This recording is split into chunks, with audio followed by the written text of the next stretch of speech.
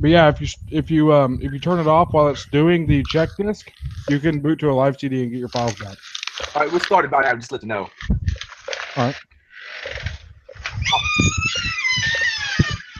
Jesus. All right, yeah. Yeah, just some WD-40, man. All right, folks. Welcome to the very unprofessional Irongeek cast. This is, well, let me pull up my show notes so I know what we've been talking about. Irongeek cast number 23. The community needs more shitlords. And we'll be talking about a few different things tonight on the itinerary, mostly stuff involving the Windows 10 leak. But I'll do my normal cons I will be at shortly. Truthfully, I've been like 15 cons so far this year, and now I have like a little break period. I think that people just try to avoid being anywhere near DEF CON in Black Hat. So there's actually a lack of cons, it seems, during this period. But next up for me is, I just got back from B-Sides Cleveland. I'll be at DerbyCon on September 20th to the 24th. The only last like 3 days of that is the actual con, the early parts training. SkyDoCon I don't record, but I attend. I got a black badge. I recorded the first 2 years, and then he said I'm not allowed to record anymore. I'm just giving me a black badge and I hang out, which is good. It's one of the few cons I actually just get to hang out and do nothing. Got GurCon October 26th and 27th, and then HackerCon on November 17th and 18th.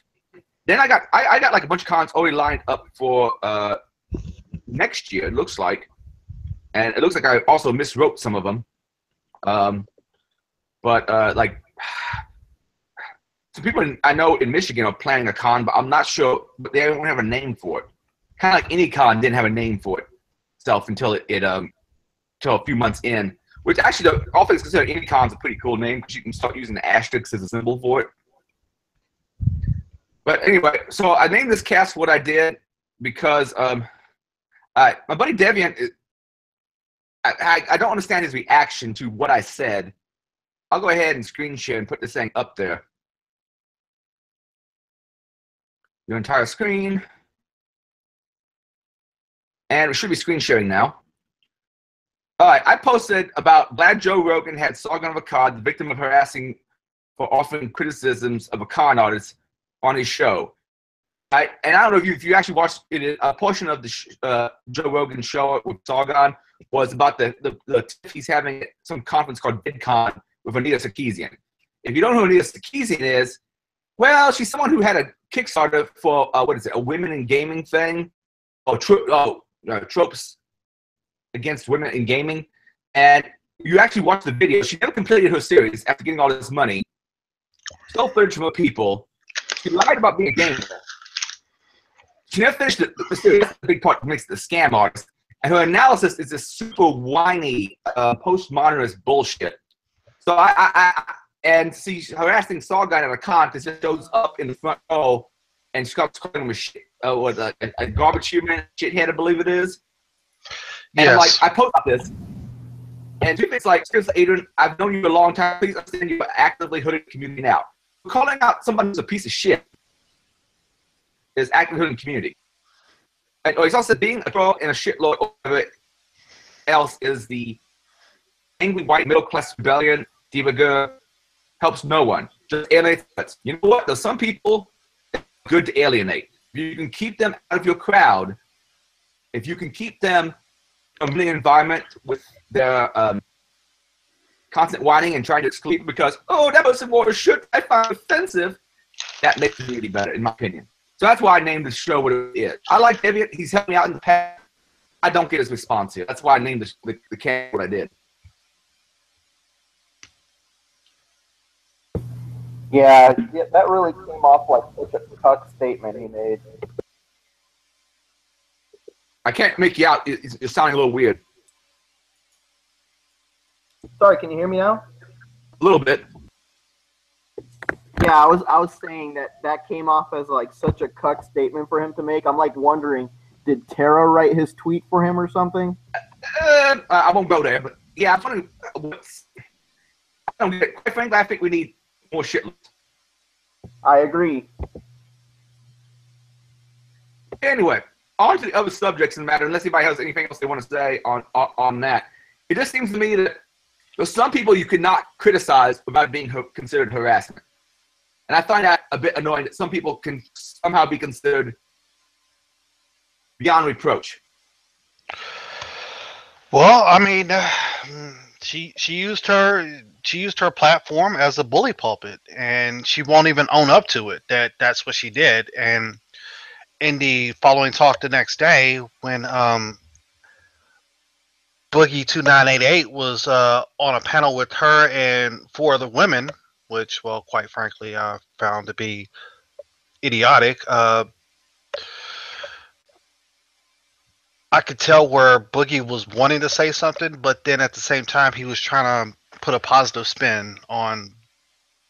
Because he knows he get a lot of shit online. I mean, the people make it out like only these certain women get harassed.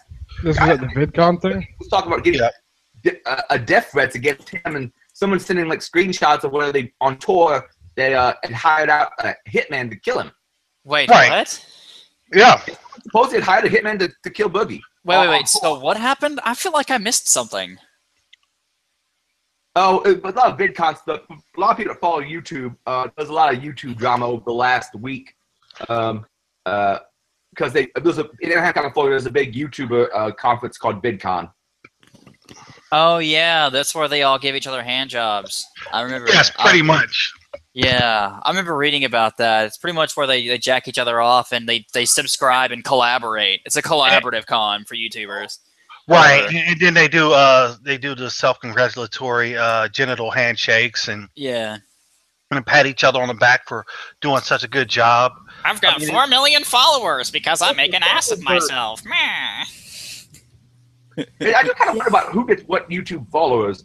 I've got like 26,000 or so, but that's because it's just like intersect professionals who want to keep up on what happens at cons. There are people though who I listen to political commentary once. A lot of those people only get like 6K, 9, a million.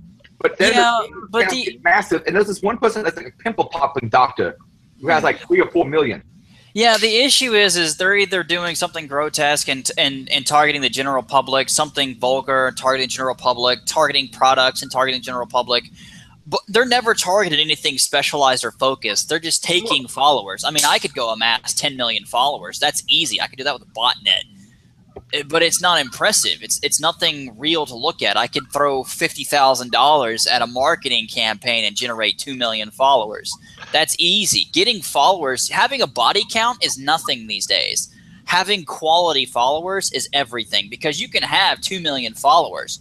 If only 1% actually finance you, then your follower count is worthless because 2 million, you've got what, 20,000 paid subscribers at $5 a pop? It's $100,000 a year. Ooh, I can make more selling Nike commercials. It doesn't fucking matter. I'm going to pay show notes. Logan, you might want to request access to actually be able to edit those things since you've been on several times recently. I'm going to go ahead and grant it. I'm going to eat your show notes. Please don't do that because that'd be a pain in the ass. We're going on the honor method as far as show notes.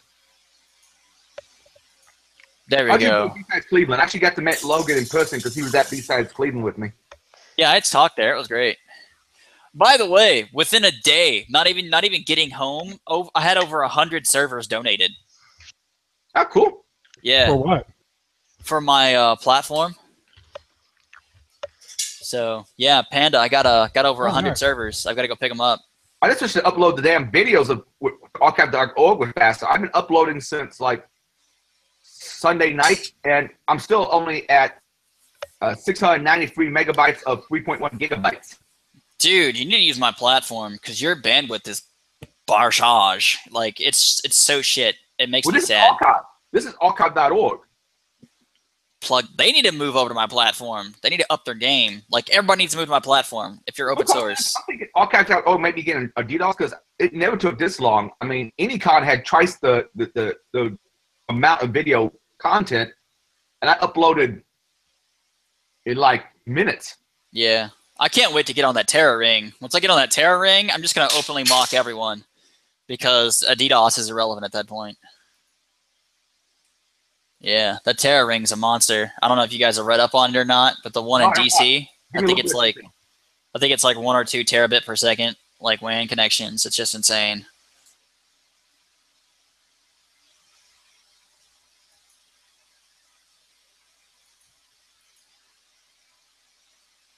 you're looking through the show notes, and let's see what we got. First thing up, the Windows 10 leak, and someone was pushed out something like gigabytes and gigabytes of source code for Windows 10, and the various sub-releases have been leaked out. What's going on with that, guys? Well, it wasn't quite a leak per se. It's absolutely harmless. It's the fucking common shared USB platform. Yeah, That's it was supposed to be like 500 gigs, and it turned out to be like maybe 20 or some crap. I didn't read the numbers, but it's not as big as everyone thought it was supposed to be. I mean, yeah, there's some Windows 10 source code in there, but it's not enough to, Isn't that just part of like the generic like higher end MSDN subscription based code? Yeah. Okay, so it's shit that I could go download it for you right now. Then Pretty much. I could just log it. Anybody want it? I'll just log it and grab it for you if you want it. Nah.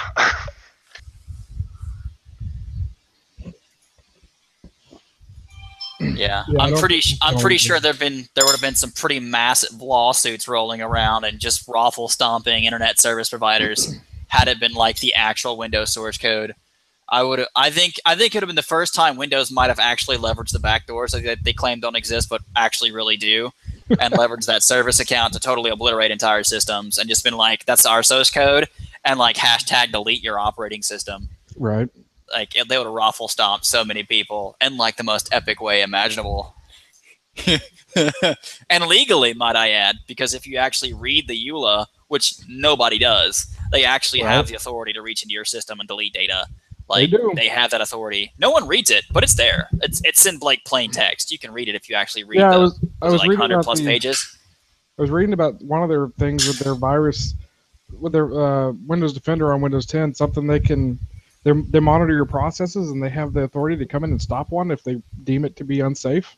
Yeah, totally at their discretion. At their discretion, yeah. Their discretion. I was about to say, quote unquote, unsafe. Yeah. Yeah, exactly. Yeah, I mean, unsafe. What they deem to be unsafe, which could be something as simple as this process helps you completely reverse engineer the operating system. Hashtag dangerous. Yeah, exactly.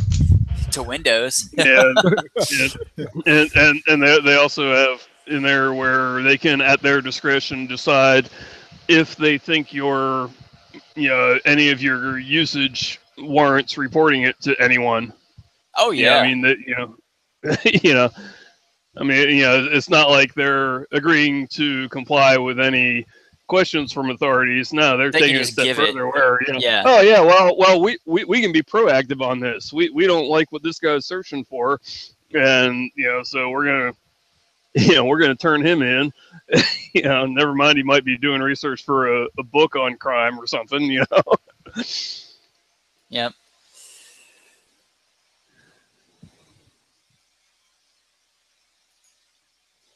But yeah, it's not too bad. I don't read every EULA, but I do read more than most, and I don't use several services because of the EULAs. LinkedIn, Twitter, and Facebook being a few of them. I can't wait to get my hands on the API for LinkedIn. I'm gonna have a field day. But I mean, sorry, I walked away for a second. With back to the Microsoft thing, it's kind of like the whole NSA thing. How many devices are running Windows right now? Like the ability to log and store and then sort through all that crap. The likelihood of them actually leveraging any of it is slim to none. You know what I mean? I wouldn't say that, but I can't say much more. Like likelihood of them leveraging on you. Unless you're doing something very high profile. Yeah, I can't say too much on that. I have no comment, but I would not. From an independent researcher perspective, I would not say that's true. Do you think there's that many? They've got that many resources watching it, watching all the machines? I'd say the chances are less than unreasonable that you could get picked up in any of their automated processes to screen things. I wouldn't feel comfortable thinking. It's kind of like you get a bunch of friends together and you're gonna go be a bunch of douchebags, and 100 of you are gonna rush a convenience store and just take shit and run out the door because they can't catch all of you. I mean, they're gonna catch some of it, yeah. Yeah, well, yeah, somebody's gonna get caught, but it works. Yeah, so, yeah.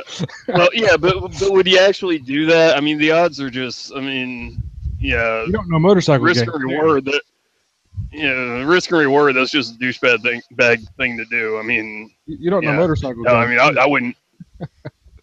So well, a motorcycle gang's not going to raid a convenience store for chips. So. But no, that's the mentality of a motorcycle gang. You know, everyone's speeding, a cop pulls up, and everybody just goes their own fucking way and hauls ass because he can only chase one of you.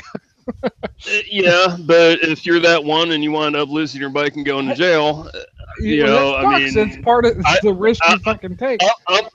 Yeah, well, it's like being in the army and the person who comes out and yells zonk. That's a stupid risk to take. You know, if your odds are 1% that you're going to go to fucking jail, probably lose your job, maybe not be able to pay some bills, get shit lost. I mean, that's risk reward. That's that's silly. I mean, most states running from the cops is a misdemeanor. You might spend the night in jail, if that, and you'll get a freaking ticket. Your bike will get impounded, and you'll pay to get that back, and then and then in the meantime, your buddies have already called the lawyer, and you know. Yeah, exactly. So you're good to go. It's still it's still. I mean, have you spent a night in jail? They're real buddies. No, I avoided that one. Yeah,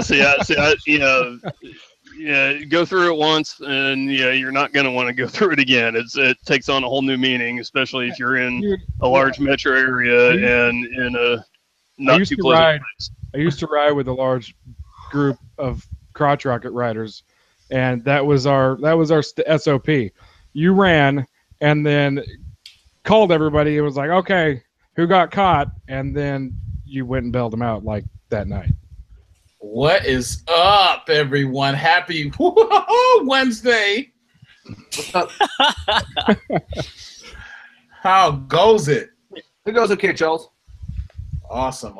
Yeah. Wait, how do you normally get the Hangout link? Is it via my Twitter, via posting in the YouTube chat? How do you normally get the link? I usually get it. I got it from the.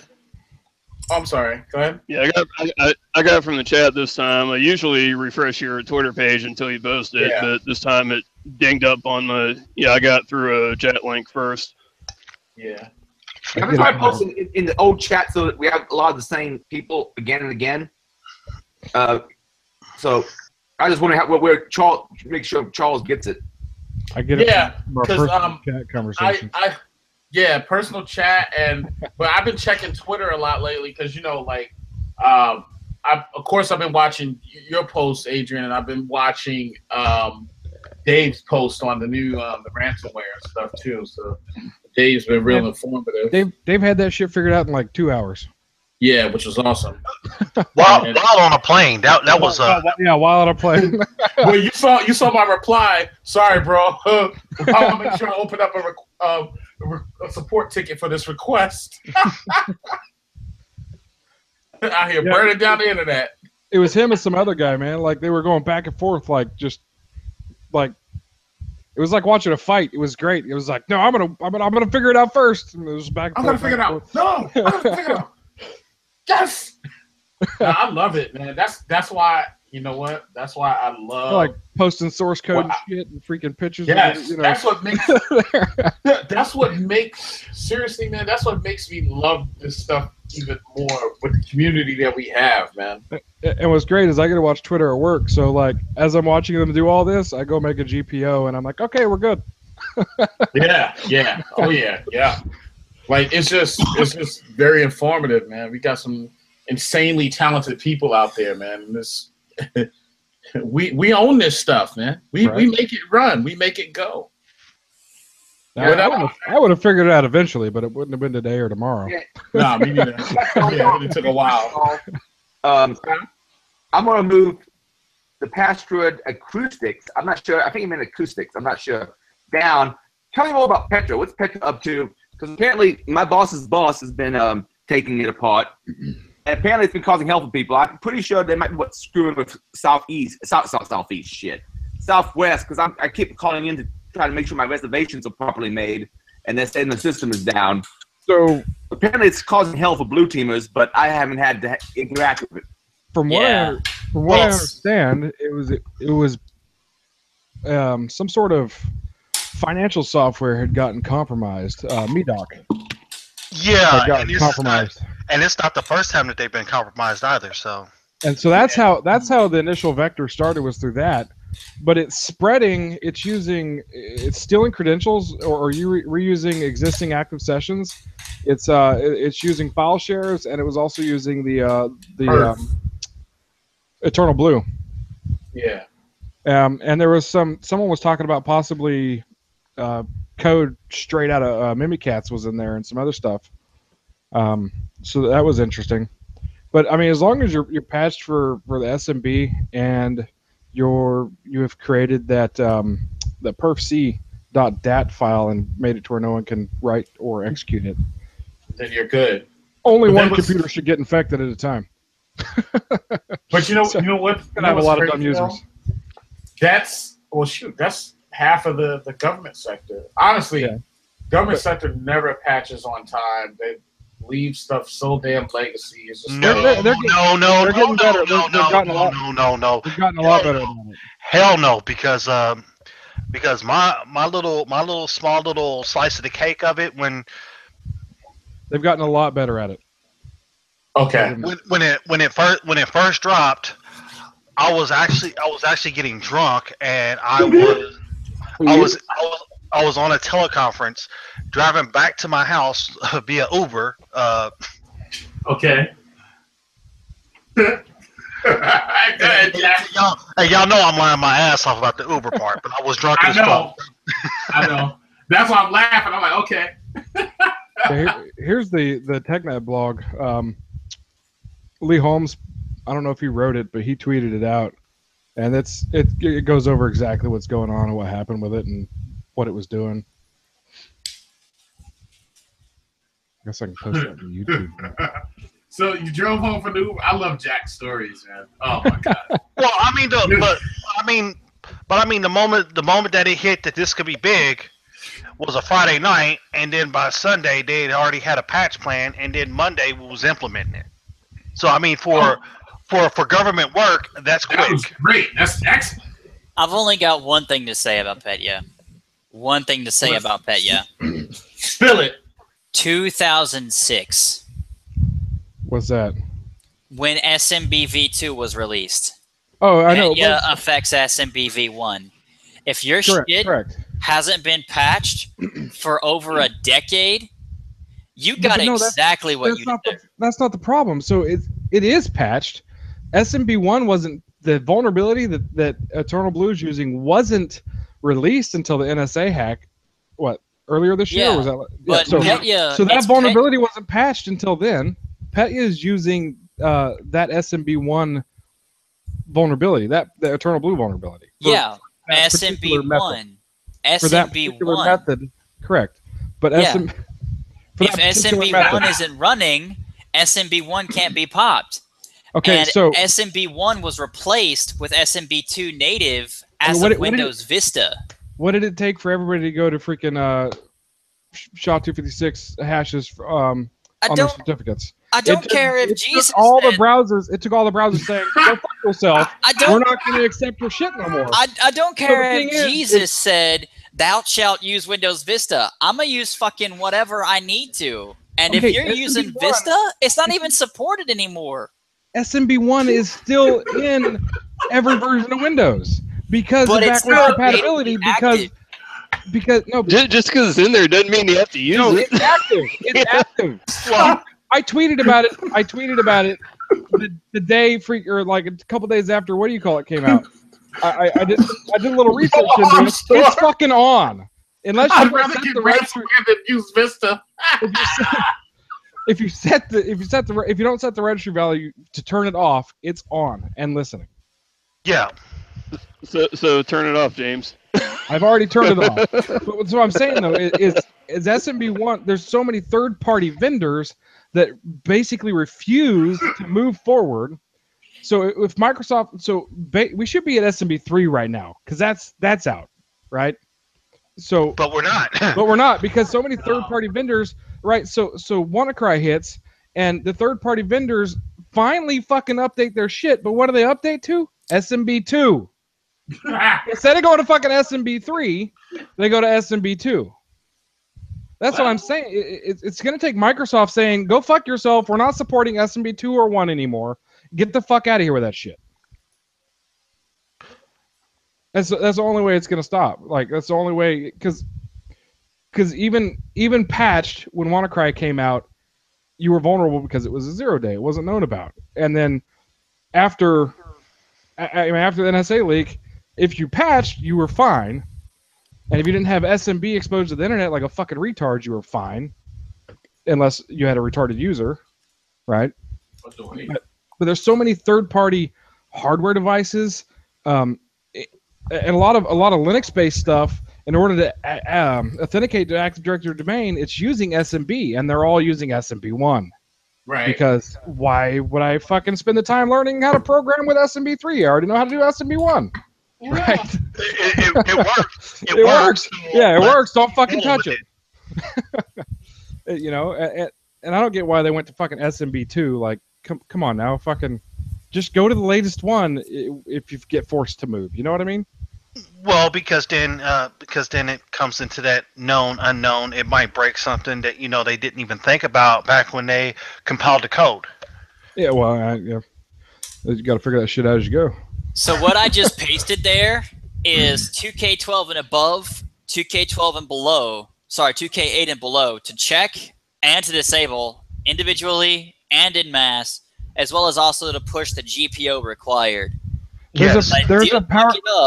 I did look it up, and depending on your compliance set, SMB may or may not be enabled if you're using 2K12 or beyond, and I run the latest and greatest everything. Run the PowerShell command that checks your SMB listeners. I just gave all that. It's all right there in the chat. You know what? Screw it. Move it all to BSD. Yeah. So get SMB. just run get SMB server configuration. Nothing else. Just run that and see what it gives you back on your computer right now. All right. It gave error. Get SMB command non-exist. Oh well. I guess you gotta be on. You gotta be on a server. But so when you run it like literally it's on. It's just that it's on. If you didn't do the registry setting, it's on. That kind of makes me sad. I didn't realize that it was on. That was another growing pain that we had to go through. I mean, because days after that, servers started going down during our compliance scans. And I tweeted it out there because I looked at it and I was like, well, is it on or is it off? Because I unchecked it from the freaking features list on one of my servers. I'm like, okay, is it on or off? Guess what? Still fucking off. Yeah. Is it one of those things where you turn it off and it's still on anyways? Yes. Pretty much. Yeah, unless you do the registry setting, it's still fucking on. Yeah. Okay, so if there, Huh. I learned something new today. Can I copy? I'm sorry. I'm being so silly. I'm playing Dead Rising 4, and I'm cleaning house. There. No, that's so if that key is not there, does that mean it's enabled? Yes, if the key is not there, it's enabled. And here's my, not the TechNet blog, but that tweet there. Yeah. Show notes. So even enabled SMB protocol true. So there's no register key, and then as soon as if you put the register key, when they set SMB configuration, enable SMB1 protocol false, it adds that registry key. But if the registry key is not there, it's on. It's enabled.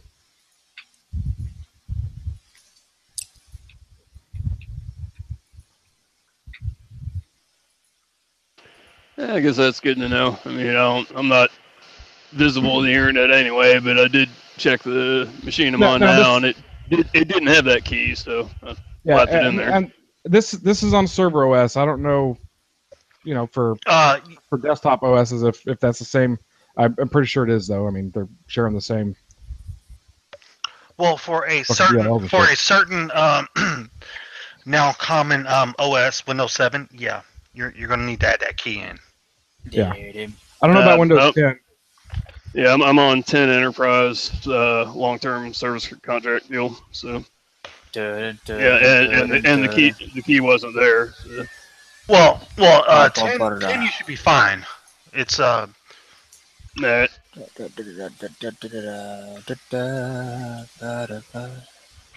So I just did a get SMB on mine. Yeah. By the way, if anybody wants to actually get into reverse engineering, you want to go to that. What? So right here, look. So right here on mine, I just did it just now on my Windows 10 computer. Enable SMB1 protocol is set to true because I didn't set the registry key on my home. I hardly turn the damn thing on. But Windows 10 SMB1 is on by default. So unless you set that registry value, it's on. So I need to like shut down and patch and everything? No, just do the registry value. It takes effect immediately. You don't even have to reboot. I thought you had to reboot. I'm like, oh, well, no. I have to. Yeah, and I enabled it, and everyone's like, I can't fucking log in. I'm like, oh, well, I guess it takes effect immediately. Because when I was reading the set SMB server configuration stuff on the technical article, it said you'll have to reboot after setting this registry key. And I'm like, okay, well, it won't take effect till I reboot. So I'll make the GPO now, and then I'll reboot, and I'll work on it over the weekend and make sure everything's still running. And I set the registry key, and all of a sudden everybody started flipping the fuck out. Like, oh well, I guess I better figure out what's using SMB1 then. Well, you have to remember that Microsoft's best practices after making any change is to reboot. Oh yeah. But you don't have to reboot; it just goes. Yeah.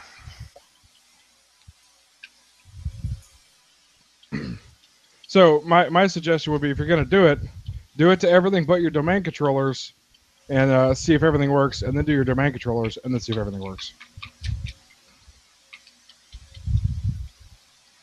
Because, like I said, a lot of third-party, especially Linux applications and hardware that's using authentication, it's leveraging SMB1 because it didn't fucking update. And of course, nobody updates fucking firmware on shit, right? Like that never gets done. I took the key out. Well, how do you check if the key's not there? Because running. Just do get SMB server configuration. If it says enable SMB1 protocol true, then it's there. And then you would just do set SMB server configuration, and then it's like enable SMB protocol false or SMB1 false. Yay! Just look at the tweety or twit. Okay, I just did a get SMB server configuration. It doesn't show SMB1 at all. It says enable SMB1 protocol. True. Look in the E's. Yeah. Okay. Yeah. Okay. Run this one. Okay. All right. I see now. Yeah, run that one. That'll tell you. I was wondering. Show up true or false. Yeah, I was wondering if Enterprise was different. That's what I was checking. Yep. And by the way, it's still not turned off as per developer version, so that means as of today, it's still not turned off.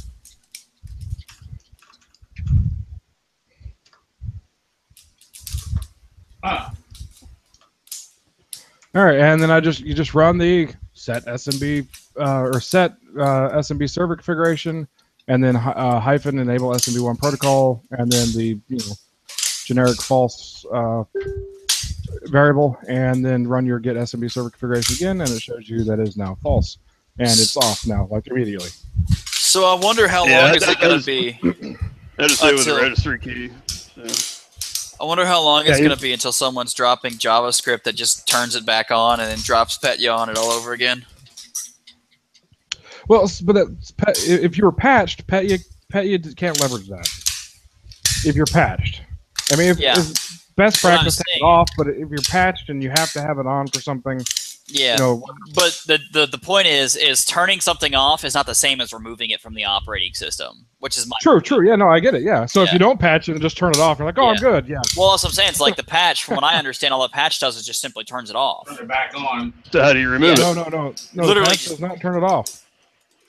The patch does not turn it off. The patch doesn't turn it off. No, it's a vulnerability. Turn it off. it fixes the vulnerability. Oh, it fixes it instead of turning it off. So there's going to be another exploit in like 3 days because every time that Microsoft fixes something, there's like 3 more exploits out there now. Yeah, I mean, the only thing I think of is they recompiled the DLL. They fixed whatever it was because it's not. So the question is, how do you just completely, get rid of SMB1? You can't. That's not acceptable.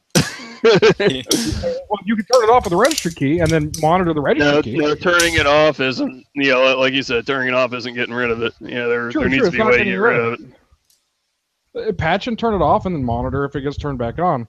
But as far as I know, there's no way. I mean, I guess you could delete the DLL, find out what DLL it's using, but that might fuck up other things. You know what I mean? Well, if it's version 1, it just forces everything to leverage version 2, and anything that's leveraging version 1, I wouldn't want to use anyways.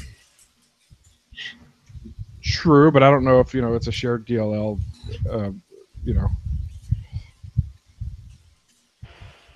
No, just replace the DLL with the version 3 DLL. Notepad might depend on it. just replace the DLL with the version 3 DLL or version 2. So Notepad might depend on. Yeah, that's what I'm saying. You don't know if that DLL's being called by something else, or it's several DLLs. What if calc depended on it? Then everybody would think they're immune from a whole bunch of exploits because nobody could pop a calculator in their demos. They'd be like, "What the?" Oh yeah, that reminds me. You make that joke, but I think the Chinese Microsoft version actually removed calc, if I'm not mistaken. I think it was either calc or the games. There's some weird international laws too, like what you can't have stuff in an OS because stuff. I don't know. That's why there's so many different versions of Windows. They got rid of Solitaire on Windows 10. No, you gotta go. I can't exercise. You gotta go to the App Store. I can't exercise. Well, no, because that's not. Yeah, I'm not doing it online Solitaire with ads. Yeah. Oh, but you're on Enterprise. I mean, you're on Enterprise. Enterprise has been stripped of all that crap. Well, yeah, but I mean, even your home editions don't have Solitaire in it by default. You gotta go through the store, and it's not. Then you went to the store and got it. No, I didn't. I didn't install any of this crap. This is a pretty fresh install of Windows. Okay, well, that's contrary to what I heard, but I have no way to prove or disprove, so I'll take your word on it. Yeah, but geez, without Solitaire, I can't exercise my Microsoft Certified Solitaire Expert. Is that a thing? MSC. Or MCSE, that's what it stands for, isn't it? Microsoft Certified Solitaire Expert. All right. Yep. Mary Margaret's trying to get on, but she's has to find an extension cord, and I don't know. She made some comment about stealing bandwidth from someplace. I don't know if she's going to have a decent connection this time or not. Yeah, admit to felonies. Yay! Hey. She's not stealing. She's acquiring. Appropriating, yes. Bandwidth appropriation. So wrong. Yes. Redistributing resources. Well, that's nice things about living out in the country and being able to have your farm, some land, do what you want, but bandwidth becomes an issue. I'll take lack of bandwidth over not being able to shoot guns in my backyard. She's got a kid she adopted or something like that, so apparently they can't shoot guns in the backyard anymore, though we have done that before she adopted. I hadn't heard that before. You can't legally shoot your own guns just because you adopted a kid. That's. I don't know if that's the case. You'd have to ask Mary about that. But she was. I know this year on Hackers on the Farm, because she had recently adopted or fostered. I'm not sure what exactly. Yeah, there's some strange rules when you foster or adopt people for I think fostering. I could see fostering. The adoption I'd be surprised at. The fostering I could see though. If you adopted a kid that's got some mental issues or something like that, but that doesn't warrant a blanket rule across the board for all adoptees. Yeah, it should. I mean, Doesn't mean it doesn't, but you know. Yeah, I know all those hacking farms this year. We went out to someone else's farm that was like a mile or two away to do our shooting. Yeah, if I couldn't dump a couple clips in the backyard when I got pent up rage I need to release, I'd have a lot more broken stuff inside the house. Yeah, I can't dump anything in my backyard either. Nope. So it looks like netevent.dll.mui is what SMB1 is using. That and srvnet.sys and srv.sys. Oh shit. I wouldn't be surprised if the later two are have a lot of other dependencies. There's an SRV. I don't know. I don't know one way or the other, but there's an SRV2. I'm wondering if there's an SRV3. Okay. Yeah. Because SRV2 it's worth looking into. SRV2 was patched on the same day, 2 minutes before SRV was patched. .sys. But I don't know what happens when you start deleting system files. You know, shit might go fucking tits up. Well, that's what a VM's for. Fuck it, do it live. Yeah, you can test in the VM, and you might find some stuff that you're never really going to know until you follow that path of production, you know? Right. All right, what's next on the show? Where is the show notes? I don't think I've ever found these things. I posted the link this bit ago, but let me post it again. Where are the show notes? Not where is. Terrible English on my part. I found it. Yeah. Interesting. I posted it in the chat. You found what? The things? So the actual issue is a mathematical error where a D word is downgraded to into a word for a memory, a mem move operation. And so it's not really targeting the DLL itself, but more so the memory. It's memory manipulation that's causing the actual overflow. Huh. So here, I'll post this. This is why. This, by the way, is why I like CVE details over standard shit from Microsoft. Right. Because Microsoft gives you a very generic, non-technical detail, and these guys actually reverse engineer the attack itself and actually give you the information. So the issue for SMB is that if you leverage an SMB user account after this occurs through SMB pass, SMB domain, or SMB user, it's going to capture that credential and leverage that instead of using the anonymous user instead, which is the default until you leverage SMB. So it's less so targeting SMB directly and more so leveraging this mem move operation. So some bad programming led to an overflow. Yeah. So what? yeah, Bad programming? Again, I don't believe it. Again, with my concern from Microsoft is a lot of times I don't think Microsoft themselves actually understands the details behind the attack. They just take the path of least resistance, which is to attack the service or attack a DLL and point the blame game at that file and then remove it or delete it or something, but not actually fix the actual core issue, which here seems to be the fact that you can leverage memory manipulation. The DLL is the code. It's compiled probably from C for Microsoft. You know, they have the source code. They would just fix it, recompile it, and push it out, right? Yeah, but the issue if they fix their shitty portion of code and no longer have that D word being dropped down to a word. Yeah, but I mean, it's over 1 billion lines of code. I mean, you can fix one thing and fuck up something somewhere else. The issue isn't even that. DLL's over 1 billion lines of code? Yeah.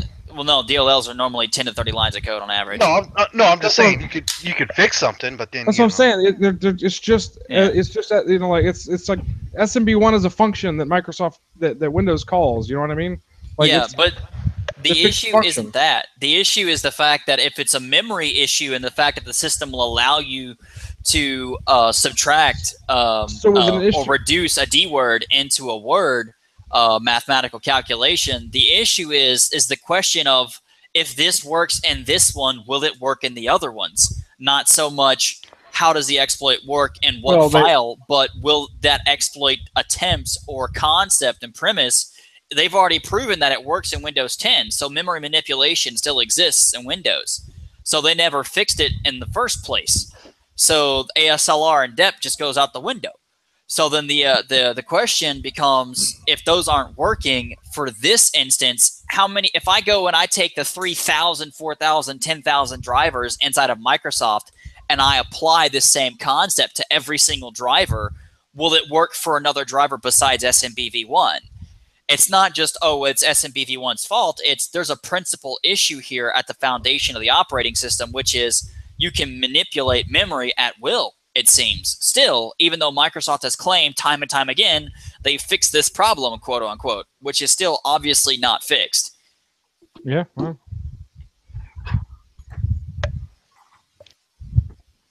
And this time they're popping SMB servers, which is incredibly common. It's I think it's like the first or second most common service on any system on the planet, second to like I think NetBIOS. Yeah. Well, yeah. But used for, like I said, a lot of things. which is another one that should be disabled. Actually, does NetBIOS leverage SMB? Probably. Let me look that up.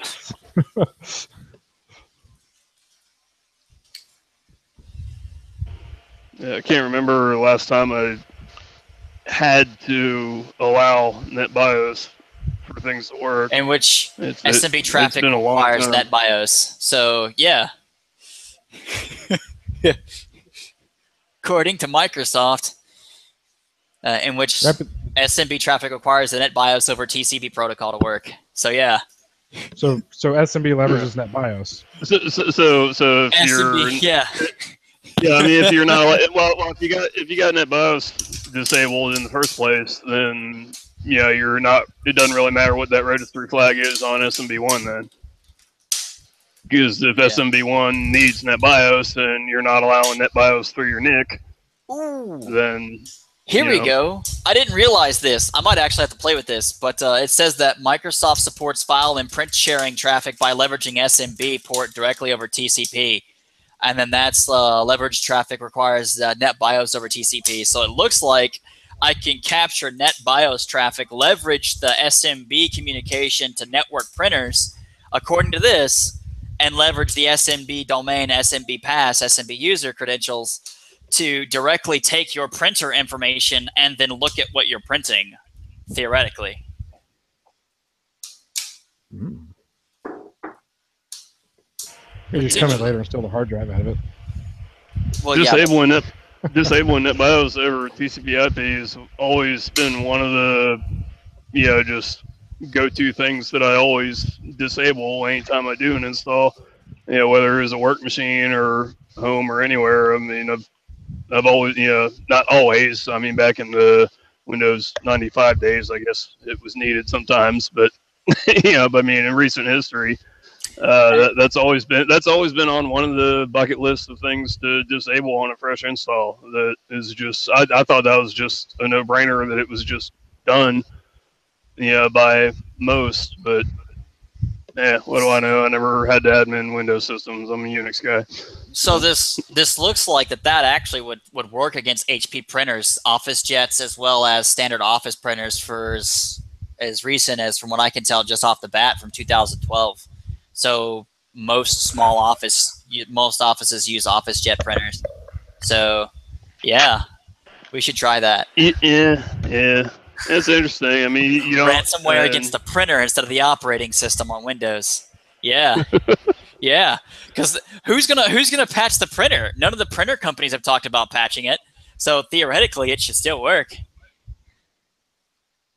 We should try it, see if it works against the printers, and use ransomware on the printers. How do you patch a printer? Well, a good point. Most of them you can't. Technically, the vendors are supposed to take care of that. You've got to buy some. You got to use another utility. But I don't know if people release anything, and most people aren't going. You patch your printer by a firmware update. NetBIOS. If you disable NetBIOS, does that stop you from using shares? Shares. According, no, it doesn't. Maybe? Probably not. I don't think so. Because all the net use commands are using NetBIOS. I've disabled NetBIOS over TCP on my corporate laptop. Yeah, and they were a heavy Active Directory environment, and I had all that disabled, and I could still access shares just fine. Share points, share folders, share printers. On a server with NetBIOS enabled, can they access your laptop? So if you turn it off on all your servers, they shouldn't be able to access my laptop. That's you got admin shares turned on. It does look like you can turn it off. There is a support for that for direct hosting of SMB over IP. Here, I just posted you the link from Microsoft. So you're gonna host the vulnerable SMB over IP and get rid of the vulnerable NetBIOS. I've disabled the NetBIOS over TCP IP in the past and still do. But I mean, I have had trouble. I've had to fight with like probably HP printer drivers. But I was able to get them to work without having NetBIOS over TCP IP enabled. I mean, that's something you're probably going to have to fight with and make work. Because on a default install, that's just going to be enabled. Check this out. I just pulled this snippet off of that same link right there. This means that direct hosted SMBs cannot be disabled in Windows without disabling file and printer sharing for Microsoft networks completely. So, well, I mean, if you're in a corporate environment and you have file and printer sharing enabled, you're fucking wrong anyway. Not if it's a share. Not if it's a server that's used for file and printer sharing. Like a print server or a file server. Printer servers. You know what I mean? You install the print server. When you install the print services, it turns file and printer sharing on. There's a lot of features and roles that when you turn them on, Active Directory. When you turn them on, because Active Directory, if you've stood up anything in 2012, is using DFS for its replication in the background. It's using DFS. Which is amazing. That means file and printer sharing is turned on. Right. If you turn on, of course, a print server, file and printer sharing is turned on. Yeah, isn't file and printer packaged into one service when you turn it on for domains? Uh-huh. Oh, yeah, that's right. But I mean, on the server, it's turned on. Almost all the domain controllers. Yeah, I know. I turned it on. I just can't remember if it's one option or if it's two separate options together. No, like when you turn on the role, like I want to make this a domain controller. It enables all the other features. It enables all the features it needs. And all the other roles. It just does it all right there. And people don't read that fucking pop-up that says, "Oh, this is all the shit we're enabling." They just go, "Yeah, sure." Oh yeah, the secondary item that turns on. I need a fucking domain controller. Do whatever you gotta do. Yeah, there's a bunch of cool shit in there that people really should read because it turns on a lot of cool stuff, and you really should understand that DFS what it does because it's a maze sauce. It really is. DFS is all fucking smoke and mirrors. You ever look into how it actually works? No, because that's way beyond my level of expertise. No, it's not. I just pray to the magical voodoo unicorn that it works. DFS is scheduled tasks, hidden folders, and copy jobs. Really? You got to be shitting me. Please tell me you're joking. Nope. I could write a PowerShell script for that. That makes me super sad. So when you look into recovering DFS, like files that failed to transfer and stuff like that, it tells you there's I think 3 or 4 different hidden folders you go into. I can't remember the names off the top of my head. But you can pull the files back out because when it goes to replicate, it copies them to the replication staging folder. I believe it's a staging folder. Yeah, I believe that's what it's called. So it's literally just a copy job to a copy job. Correct. And then so it's doing double writes and burning my drive twice as fast. Well, it's doing a write and then a read because it's reading from the copy and it's writing to the replication. So it's double writes. It's correct. Yeah. So when you change a file, it makes a copy of it, writes it again, and then it reads from that copy, and then it copies it off to the replication partners, and then it writes to another folder there, and then it deletes the folder if it's deletes the file if it's successful. So that means that files that are on DFS aren't even actually properly mirrored because it's a copy job. Yeah. So you're having the second it's making the copy, it's already a legacy file to begin with. It does a hash. It does a hash algorithm. It's hashing against It's hashing against them, or no, it's setting flags. It's setting change flags on them, and then it copies it to the replication folder when the change flag gets set, and then I get that, all hidden in the background. But that service job, if it's a scheduled task, that scheduled task isn't running every single second. It's running at a scheduled interval, which means if you're inside that scheduled interval. It might be because you can set it to do intervals and stuff, but it might be a service running as well that kicks off the, the job or whatever. Yeah, it can be triggered. It doesn't have to be timed. Yeah, but if it's every single time a file is rewritten, I mean, you could end up with something like on a server with, I don't know, just random gibberish just being written to an area because someone made a file transfer error, and you're just gonna. I mean, I make mistakes with FTP all the time. It doesn't.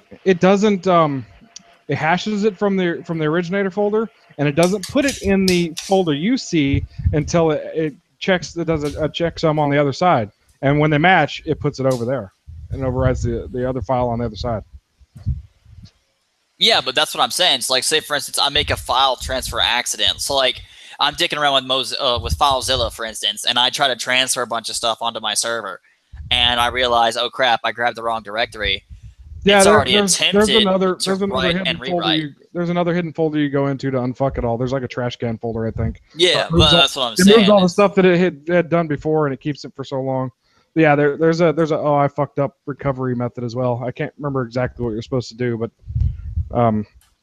yeah, when I learned about all that and how all that worked, I was like, holy fuck! Like I thought this thing was, because at first they go over like the high level, like, oh, it's amazing, it does all this great stuff, and it's just automatically works. And then you start looking into how to fix it when it fucks up, and then you're like, oh well, this is. So how does that work compared to something like MySQL or a SQL server? If you're running DFS with a SQL server and you've got a master-slave replication process running, like, is it going to double copy twice, where the master-slave replication and it's going to do the DFS double copy twice? If your DFS folder contains your database. So don't put the database in the DFS folder then. Yeah, you have to set target folders. It won't just replicate everything. So don't just select your C drive and give all the space to the C drive. Yeah, I mean, you wouldn't be able to do that anyway because you need. Yeah, because with DFS, it always lets me select the C drive. If you had 150 gigs of what do you call it? Drive space, you would need another 150 to fucking copy everything. Like if it was copying everything. Yeah, so that explains the space issues on my drives, because I have massive storage volumes. No, that's probably the fucking temp directory. Okay. Filling up. I'll have to look into that. I was leveraging Windows 2016 with DFS for file services for web stuff, but I just decided LAMP stack was going to be my better friend. Because of storage issues. Are you using volume shadow copy? Say what? Are you using volume shadow copies? For Linux? Oh, no, I was talking for Windows. Oh, no, for Windows I was leveraging DFS and then just doing PowerShell. But volume shadow copies will fill up your shit in the background too, and I'll tell you about it. Yeah, we'll have an offline on that one for sure, because I got so tired of. It doesn't erase them. It keeps. I think the last 16 or 20. Oh my god! It keeps the last incremental backups. It keeps the last so many, and then So lesson learned is Windows still doesn't know how to server.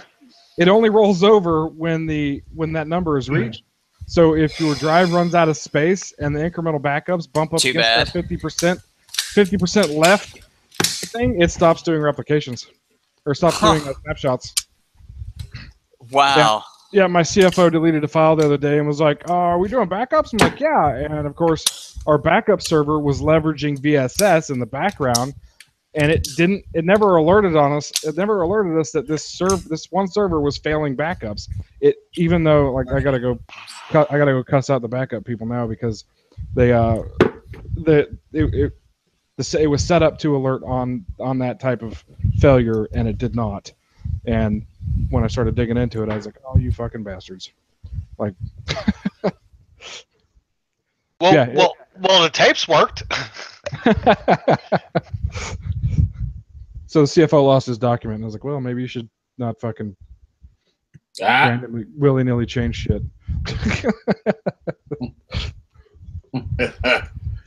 He's like, "Damn this." Copy pasta. I was like, "Did you try Control Z?" He was like, "This was like 45 minutes ago." Yeah, okay. hit it a bunch of times. No, it only stores like one or two. Yeah, I know.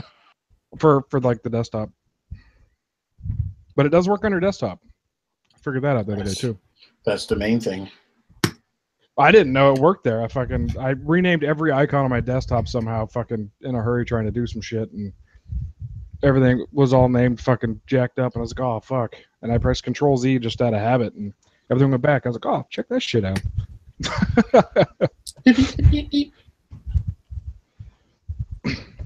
Oh my goodness. Why don't I have you? She looked that good? Oh. Yeah.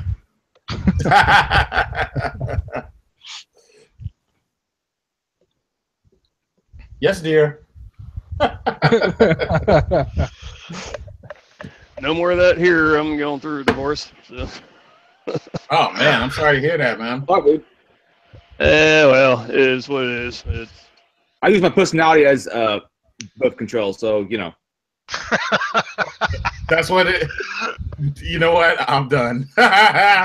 Oh man, that's the birth control method. Apparently, actually, generally the women who have hots for me, I don't have hots for them, and vice versa. Like Adrian, I love Consider it a blessing. It happens, man. It's life, you know.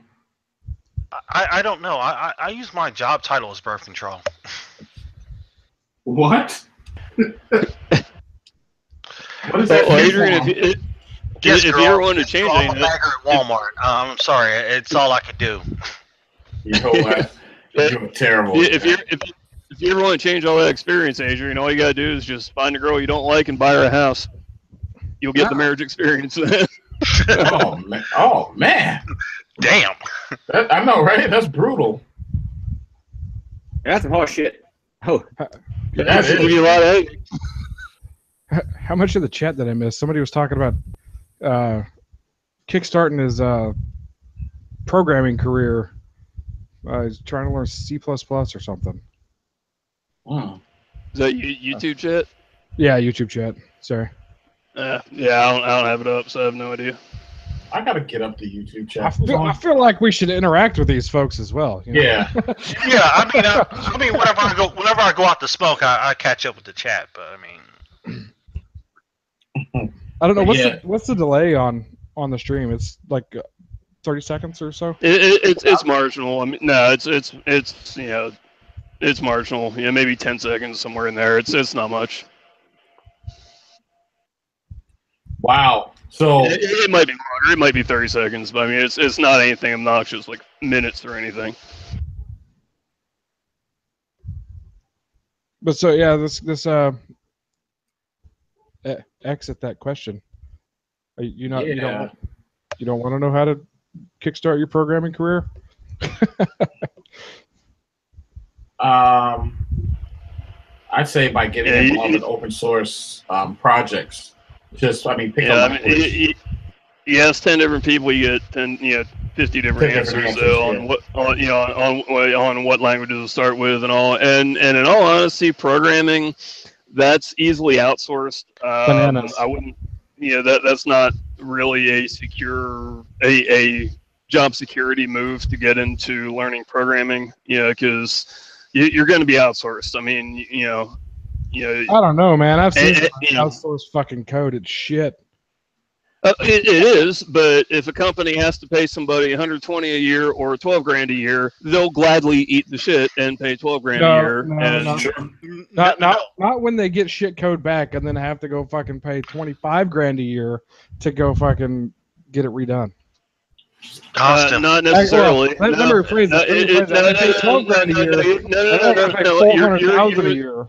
You're assuming the companies actually have quality code as a priority, and they don't. Their priorities are the dollars. It's whatever makes financial sense. When the code doesn't work, if they can do a short term appearance of saving money by buying shit code and then they know they don't have to deal with it until later when they may or may not even be there to have to deal with it. That's what they're going to do. It doesn't matter that they're buying shit quality. That's why companies outsource all the time. It's cheaper. That, you know, you follow the money trail. The money talks. It's not about quality code or quality products. It never was. It never is. Yeah, I mean, it might have been back in the '60s when a man's handshake was his word, you know, but you know that's not the world we live in. Not now. A man's not anymore. We live in a time where a man's handshake could be toilet paper. Yeah, it's just all about the money. It's all about the money. You know, follow the money trail. Yeah, everybody's strapped for budgets. Everybody's having to, you know, meet regulatory expenses and whatnot, and yeah, they have to answer to shareholders. You know, it's not nobody. You know, you can't go out there. Well, I don't want to say you can't, but it's insanely more difficult to start a business by trying to push a quality product and deliver quality. Those are, unless you have a niche market that has realized they need that quality. Yeah, that's not what's going to sell the masses. I mean, you got to go into a real niche environment if you're actually going to sell quality. Otherwise, it's just about the money trail. Yeah, I mean, look at look at the average person out there, and they buy a vehicle. They don't care what it costs. They want to know what it's going to cost them per month. You know, they're freaking idiots. You know, but that's the norm. That's what's out there. You know, so it comes down to what sells. You know, and if you try to push quality in a mass market, you're just going to get destroyed by everybody undercutting you by not pushing quality and just going cheap, and they're going to drive your ass out of business before you can even get a reputation and find your niche. It's true. Facts, I wish it wasn't, but yeah, I really wish it wasn't true, but yeah, it is. I don't know. I've seen a few companies here recently kick up, and I'm based off who started them. I'm fairly certain they're not outsourcing a lot of their coding, and they're making sure that the best quality they produce is being done. Yeah, I'm absolutely sure there are places like that do exist, but you know that they're not the norm. And if you look across the board, I mean, there's an awful lot of coders that are good coders that lost their job because their boss went to buy something cheap. And so you've got good coders in the market looking for work. They're the ones that are, you know, ideally they're the ones that are going to get those good jobs. You know, so somebody brand new trying to get into it. Trying to learn that as a skill that they're going to try to make a living on for the next 40, 50 years of their life. That, you know, I don't know if he's wanting to make it his well, but so here's the thing: how many companies are looking for Python developers? Stuff. I mean, there's lots of languages and stuff out there that it's cheaper to hire somebody than it is to outsource at some point. When it comes to depending on the size of the project. Well, I mean, I don't know. I mean, for example, I have a friend who I trust to you know, it doesn't matter who could take my ideas and my crappy code and turn it into Picasso. That's basically all I use them for, and in exchange, you know, I secure his fucking network. So I mean, it's a give situation. But I think it's but the way he started was that his employer took a risk on him and paid him to sit down and learn a bunch of different languages. So like, that's what it comes down to is every 3 months you got to look at different languages. So. You have to luck box your way into something. I mean, I'm not saying those situations don't exist because they absolutely do, and thank God they do. You know, but for somebody that doesn't know any coding right now, and they want to learn because they want to be a programmer and they want to know the best way to get into it. Yeah, I mean, it's possible they can make a good run at it, but it's also possible that the kid in the ghetto is going to make it to the NBA. It's just not likely. You know, damn. Well, I mean, it's kind of likely if he's always out on the court and he gets his skill level up to being that. Yeah, that's. Well, that's just it. Even if you get your skill level up, that doesn't guarantee you a position. You know, because there's an awful lot of people that have track records. They have projects out there on GitHub and where else that or projects they've done. You know, they've got a resume. They can say, hey, this is my portfolio. This is what I have done. This is what I can do. You know, this is who I am. And now, if you're coming in green and learning to code, it's going to be real hard to get to that point. It's not impossible. All those people already have like jobs, though, generally. No, an awful lot of them lost their jobs as all these companies are pushing everybody out and kicking them to the curb to hire somebody in Mexico, Malaysia. Yeah, but that's already like there's an awful lot of out of work people with damn good skills. When you started in IT, where everything was centralized, right? Everything was in data centers, and everything was all hosted someplace else, and then a couple years later, everything was put it all in your office and everything. We need to control everything, and now it's going all back to the cloud again. So it goes in cycles. It goes in cycles. It goes back and forth. But they're outsourcing all this stuff, and they're going to find out once again. They're going to find out that hey, the cloud means it's somebody else's computer, and when it breaks. Right, yeah, and what happened? And eventually, it will go through a cycle in several years, and it'll come back in-house. But you can't, it's going to take the majority of companies experiencing that, because as long as let's say you're a company and you realize, oh, geez, we're getting shit code. It's not cost effective for us to hire these cheap, 2-cent an hour coders anymore. But that doesn't change the fact that they still can't be competitive by hiring jam up quality coders, because they still have to compete against the companies that haven't learned that lesson yet. You don't even have until the industry as a whole realizes that and makes a change. Yeah, and that's going to take time. It'll happen. It's happened before. It'll happen again. It's all cyclical. But it's not going to happen today. You don't even have to hire like fucking Google level coders.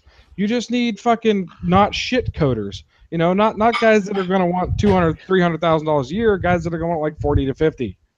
You know what I mean? Like, I know one language. Yeah. I mean, and you're going to get the coders that used to get 80 to 150, and they're going to take the 50 because that's all they can get anymore. And you'll get good ones that way. But still, it's a hard industry to get into now, because you're going to have to compete against the guys that were making six figures, and they need. Let's go to dice.com, and let's look and let's see how many job postings there are for C programmers right now. Well, I mean, wait. The companies that are out there hiring, they're hiring for a reason, and more often than not, the reason is it's a real shitty place to work for, and they got high turnover. That's why they need people, because there is not a shortage of coders right now that are talented. Just in my city alone, there's 22 job postings for C programmers. And they're probably jobs that really suck and have high turnover. Otherwise, they'd be able to keep people, because there are plenty of people out there with talent and resumes and portfolios that can show what they can do. And companies either don't want to pay them, or it's a shitty enough place to work that they can't keep them. I know coders that work at 2 out of the 3 companies that have the job postings, and they've all been there forever. And the only way jobs become open is when they expand or someone retires and someone moves up in the company. Okay, so 2 or 3 out of your 20 or 30, you're talking about elsewhere. There's always job openings, because you're talking about constantly expanding. You say it yourself. 2 or 3 of the companies out of the 23. No. 2 out of the 3 companies with 22 job postings total. I know people that work at 2 of the 3 companies with job postings right now that have been there for almost 20 years, and they love it. They're like, "Oh man, that's great. You should come work for us." No. Yeah. Well, in my experience, the places that are needing people are generally the places that can't keep people. Otherwise, they wouldn't. I got hired at my firm because of growth. I'm not saying there's not exceptions. I'm not saying there's not exceptions, and if you think there's an awful lot of IT growth right now in this country, in this economy, globally, in this industry, you're fooling yourself. There's not a lot of growth. yeah, there's What are you growth. talking about, dude? It's not. There's plenty of growth in the industry right now. There's been It's just all, 10 fucking security companies start up this year that are all looking for SOC analysts, all looking for pen testers, all looking for programmers. You know, I could go on for about 2 hours on that, and yeah, and it's I'll agree to disagree. You go ahead. I don't know what the deal is with other parts of IT. I understand that my understanding is that InfoSec has negative unemployment or whatever as they put it. But I'm not sure if that's true in like development and so forth. But according to all the companies in the United States, there's a shortage of qualified technical individuals. That's why we need the freaking and I can pull sources that claim unemployment's at what 7% or something retarded. It's when it's really more like 27. Yeah, I mean, you know. Okay, but and here's the other thing: when it comes to unemployment numbers are all fudged numbers, by the way. Like all of us. Yeah, and so are these, you know, so the numbers that you're looking at for, you know, job openings in IT security, they're different. They're not massaged numbers. Okay, I got it. Well, I'm not saying that it's massaged, but you know. I'm not saying they're not massaged, but I'm saying that there's jobs out there. There's like. Dude, like, yeah, there's jobs out there, and there's people out there needing them. I mean, how many... for somebody brand new with nothing on their resume, and they want to learn coding and get a job, they're going to have a lot of competition to do it. It's not impossible, but of course. I started out knowing nothing except for where to put the fucking RAM on the motherboard.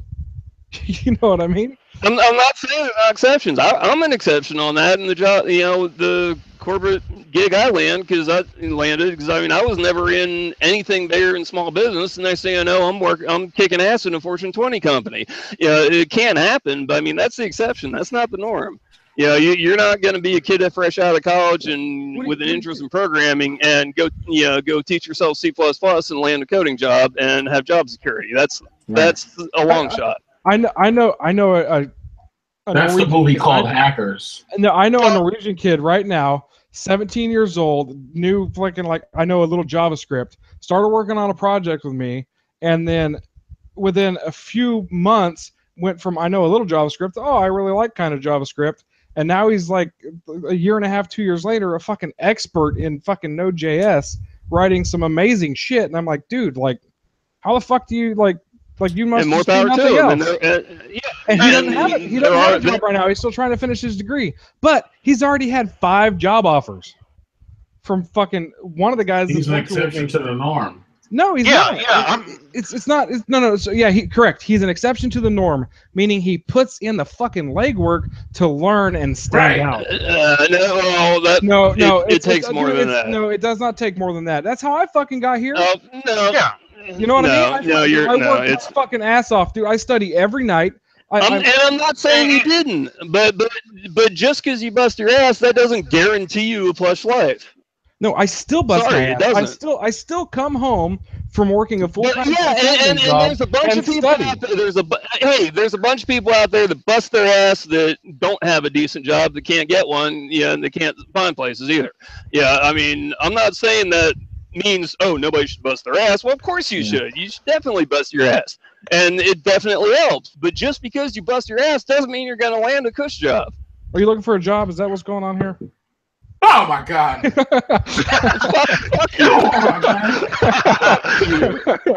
Oh man! He just said I don't mean he's trying to look for a job. Oh, is he bad? Damn! Did he leave? Yeah. Oh, come on. I was fucking with him. Wait, time out. He got off the call? Yeah. Wow. Oh, come on, man. Wow. Whatever, man. Who got this too? It was Brian. If he got mad because of that, whatever, man. Oh, come on. I don't know what the job feels like out there. I was a lazy bastard at university for about 15 years or so.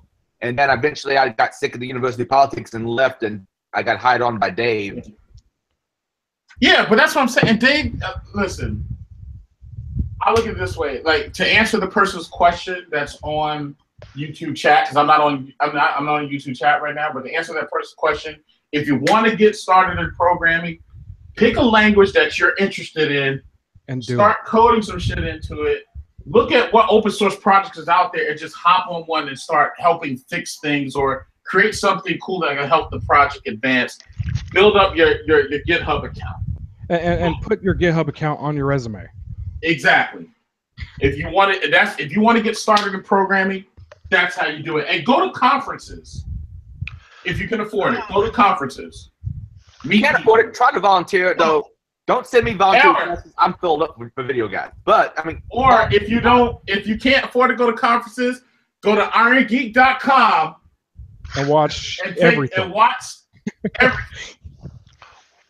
I don't know. I mean, I broke into coding in the late '90s, early 2000s, before the .com bubble burst. Boom. Yeah. And so I mean, so the advice I can give about how I got in was that I got a job, and basically it was just picking up and delivering servers, and then they asked to see some of my. They saw me. One of the supervisors saw me doing my coding homework for college, and was like, "Oh, well, you got an interest in programming? Well, you'll no longer pick up servers, but you'll do internships under our programming department." Right.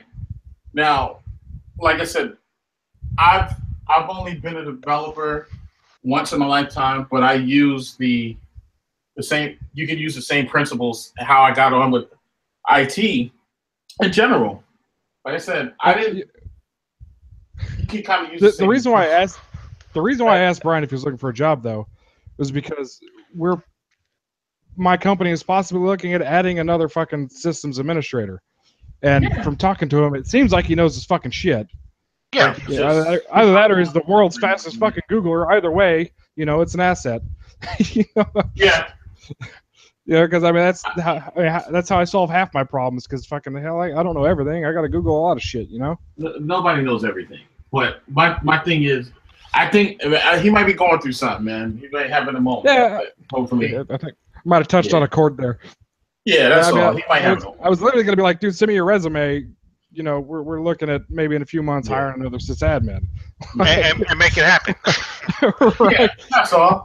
Because I know he's in Georgia as well, is he not? I think so, right? I believe so. Logan? I hope I'm right. Logan? Brian. No, Brian. Brian, I mean, sorry. Don't know. But all I'm saying is, it's just like, it's if you want to get into anything, like I never got, and this is just me, and a lot of people said I was crazy, but I never got into this in the beginning for the money. It's never been about the money. Don't get me wrong. I'm not saying you need money to pay your bills and do whatever you want to do, but I never really looked at this got into this for the money aspect. If you know what I mean. It just so happened that my passion turned into money. That's it. Well, yeah, I mean, I was, like I said, I was a medic in the Army before, and I built computers for fun because I like to play video games. And fucking back in the 90s when Command & Conquer wouldn't work, I had to figure out how to fucking install my own drivers and shit and freaking, like manually, not. Yeah, going to webdrivers.com and right. So I knew my way around a computer, and of course, my uncle basically forced my parents into buying a computer because he's like, this is where everything's heading. You need to get this kid on a computer when I was like 9 or 10. And he brought over Command & Conquer one day and was like, here you go. And I was like, what the hell is this? He's like, plug it in and figure it out. So I freaking, I'm like, oh wow, this is fucking amazing. And then of course a patch had happened to fucking break the whole damn thing. And that's how I learned. And then I stuck with gaming all the way up till now. And I joined the Army as a medic, and I got out, and I had some health issues from some injuries and some other stuff, and I was doing EMT work and lifting big fat bucks that can't walk all day was aggravating some of the injuries. I was only getting paid like $8.14 an hour. So I'm having to work 100 hours a week just to fucking pay for my house and feed myself, you know. So it's what you had to do. You know. So I found a computer operator job. Like, we just need a fucking trained monkey that can click on shit when we tell you to. Like, I got that shit. I'm like, I got that shit. It pays more than what I'm doing now. Whatever, right? Let's do it. Yeah. Yeah, and I did that for like a year or two, and I was like, you know what? I go home, I fuck around with shit. I do my own network stuff. You know, I'm not good at networking, but I've always wanted to know how it worked, like fully. And you know, I knew a little bit, and I'm like, okay, well, fuck it, dude. I'm gonna own this shit now. So I started looking at certs and getting certs, and then I moved up in that company and got a kind of like a help desk job, and then I was like, well, I'm gonna leverage my GI Bill and my other benefits, and I'm gonna fucking go get my degree. And I went and got my fucking degree and a bunch of other certs, and now I'm a full-time fucking sysadmin. And it took me roughly six to 7 years to go from a fucking broke EMT to working as a sysadmin and doing okay for myself. You know what I mean? I feel you totally, man. Like I said, even though, like I said, in college, this time I let a lot of stuff go just to kind of get started. Because when I first started there, I didn't get paid. I didn't get paid for like the first 7 months. And I made cables. I made cables and network dry runs for the students. This is at Virginia State University. I didn't get paid for the first 7 months at all. Bills was backed up like a mug. Lost my cell phone, but I was happy because I was doing something I wanted to do. Exactly. You know, like, hey, you know, and sometimes I look back and I kind of miss the medical field. I'm like, maybe I should have went on and did the nursing or the PA like I wanted to, and then I fucking deal with people again, and I'm like, you know what, fuck that shit.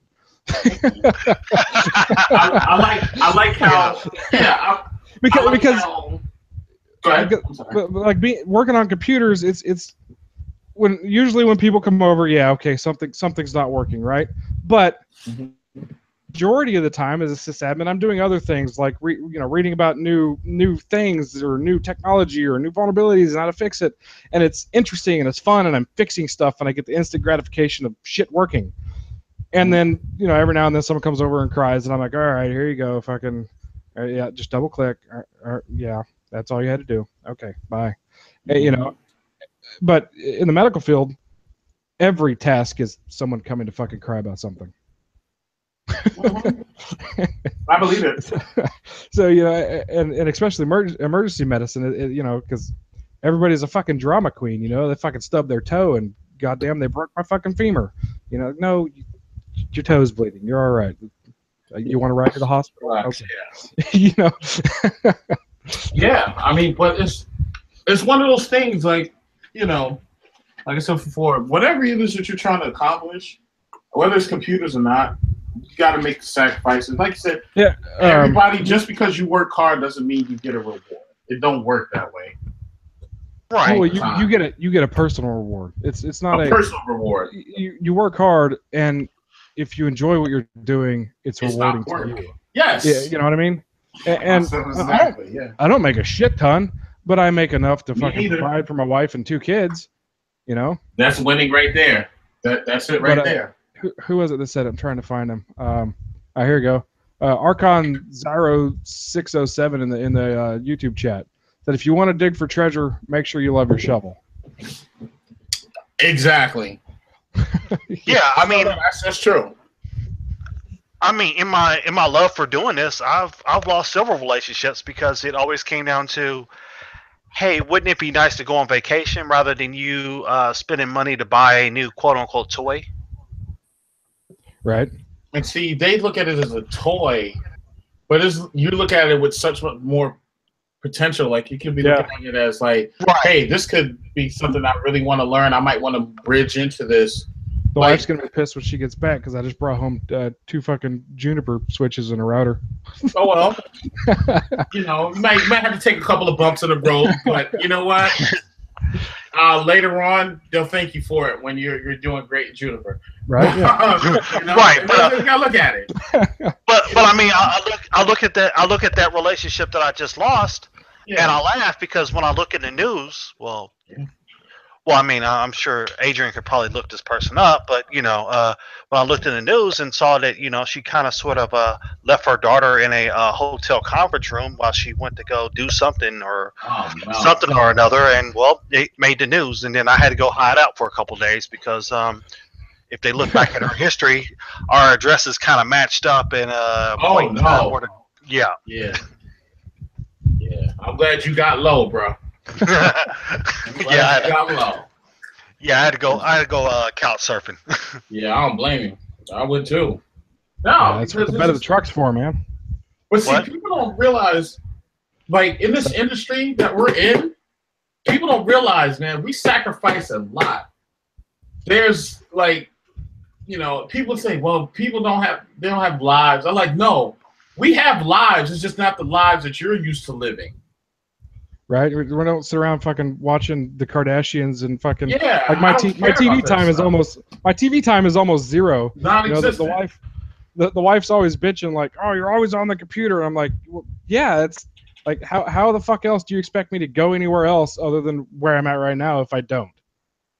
You know what I mean? If I want to grow as a person and in my industry, I have to continue doing what I'm doing. And yes. And now I like I've been doing the sysadmin stuff and well, technically all around stuff. I'm sysadmin, network, and kind of a security guy and everything because there's only a few of us where I work.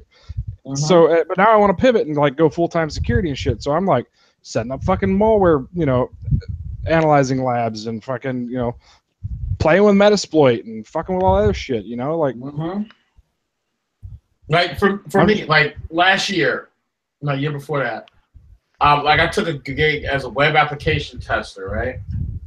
Mind you, before that, I was doing like security engineering work and, like a little bit of network, a little bit of operating systems and building them and securing them, which is cool. But I was like, you know what? I want to learn how to get on the offensive side. And I took a job as a security application tester. I picked up Burp. I went through the Portswigger documentation. I installed it, practiced on a couple of sites, practiced on cross-site scripting, practiced on SQL injection, built databases, even like bought a shit ton of books that were related to web because I wanted to really understand web and I really want to help people fix their shit. That's why I got into web. But it takes a lot of my time, my life, but I'm enjoying it. Right. And if you have a partner that completely understands that, then, you're good to go. Yeah. And that's the thing. My wife is really good about that. Like she knows that, like doing computers and learning computers and stuff like that, that's gotten us this far, but she's understanding like, all right, look, hey, he's at a computer and not a bar. Right. Yeah. It's just, or he's not out at the strip club, but it's just, like I choose that lifestyle. Like I choose to burn the midnight oil, learn it. Like I've gone back over for references to web application hackers handbook so many times. It's freaking frightening because I always find out I learned something else new. Like today, I was reading up on just attacking session management, right? Understanding in attacking sessions, but I went back and I found out something new. I was learning more about the difference between checking for meaningful tokens and predictable tokens.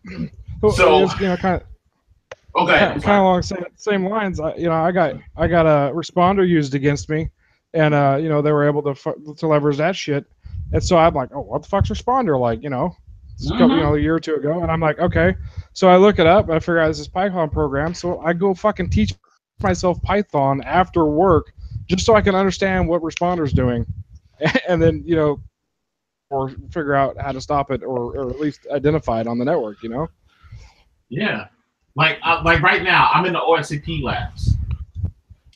Okay. Oh, nice. How is that? It's good. It's good, but it's tough when you don't have a job that's kind of like 100%. Like you can't just do this just that. You see what I'm getting at? Right. Right now, I'm doing security. I'm doing like security engineering / pen testing. But then when there's no pen testing going on, it's mostly security engineering. And then I got to talk to people. I'm more like the guy. Like I work for Trustwave. So I'm more like the guy, like, I'm the engineer that makes sure demo works properly. And if they have any technical questions with the different products, that's what I answer. Which is kind of cool because that kind of, I've gotten real good at the products to where I'm like, okay, I can kind of focus on OSCP a little bit more now.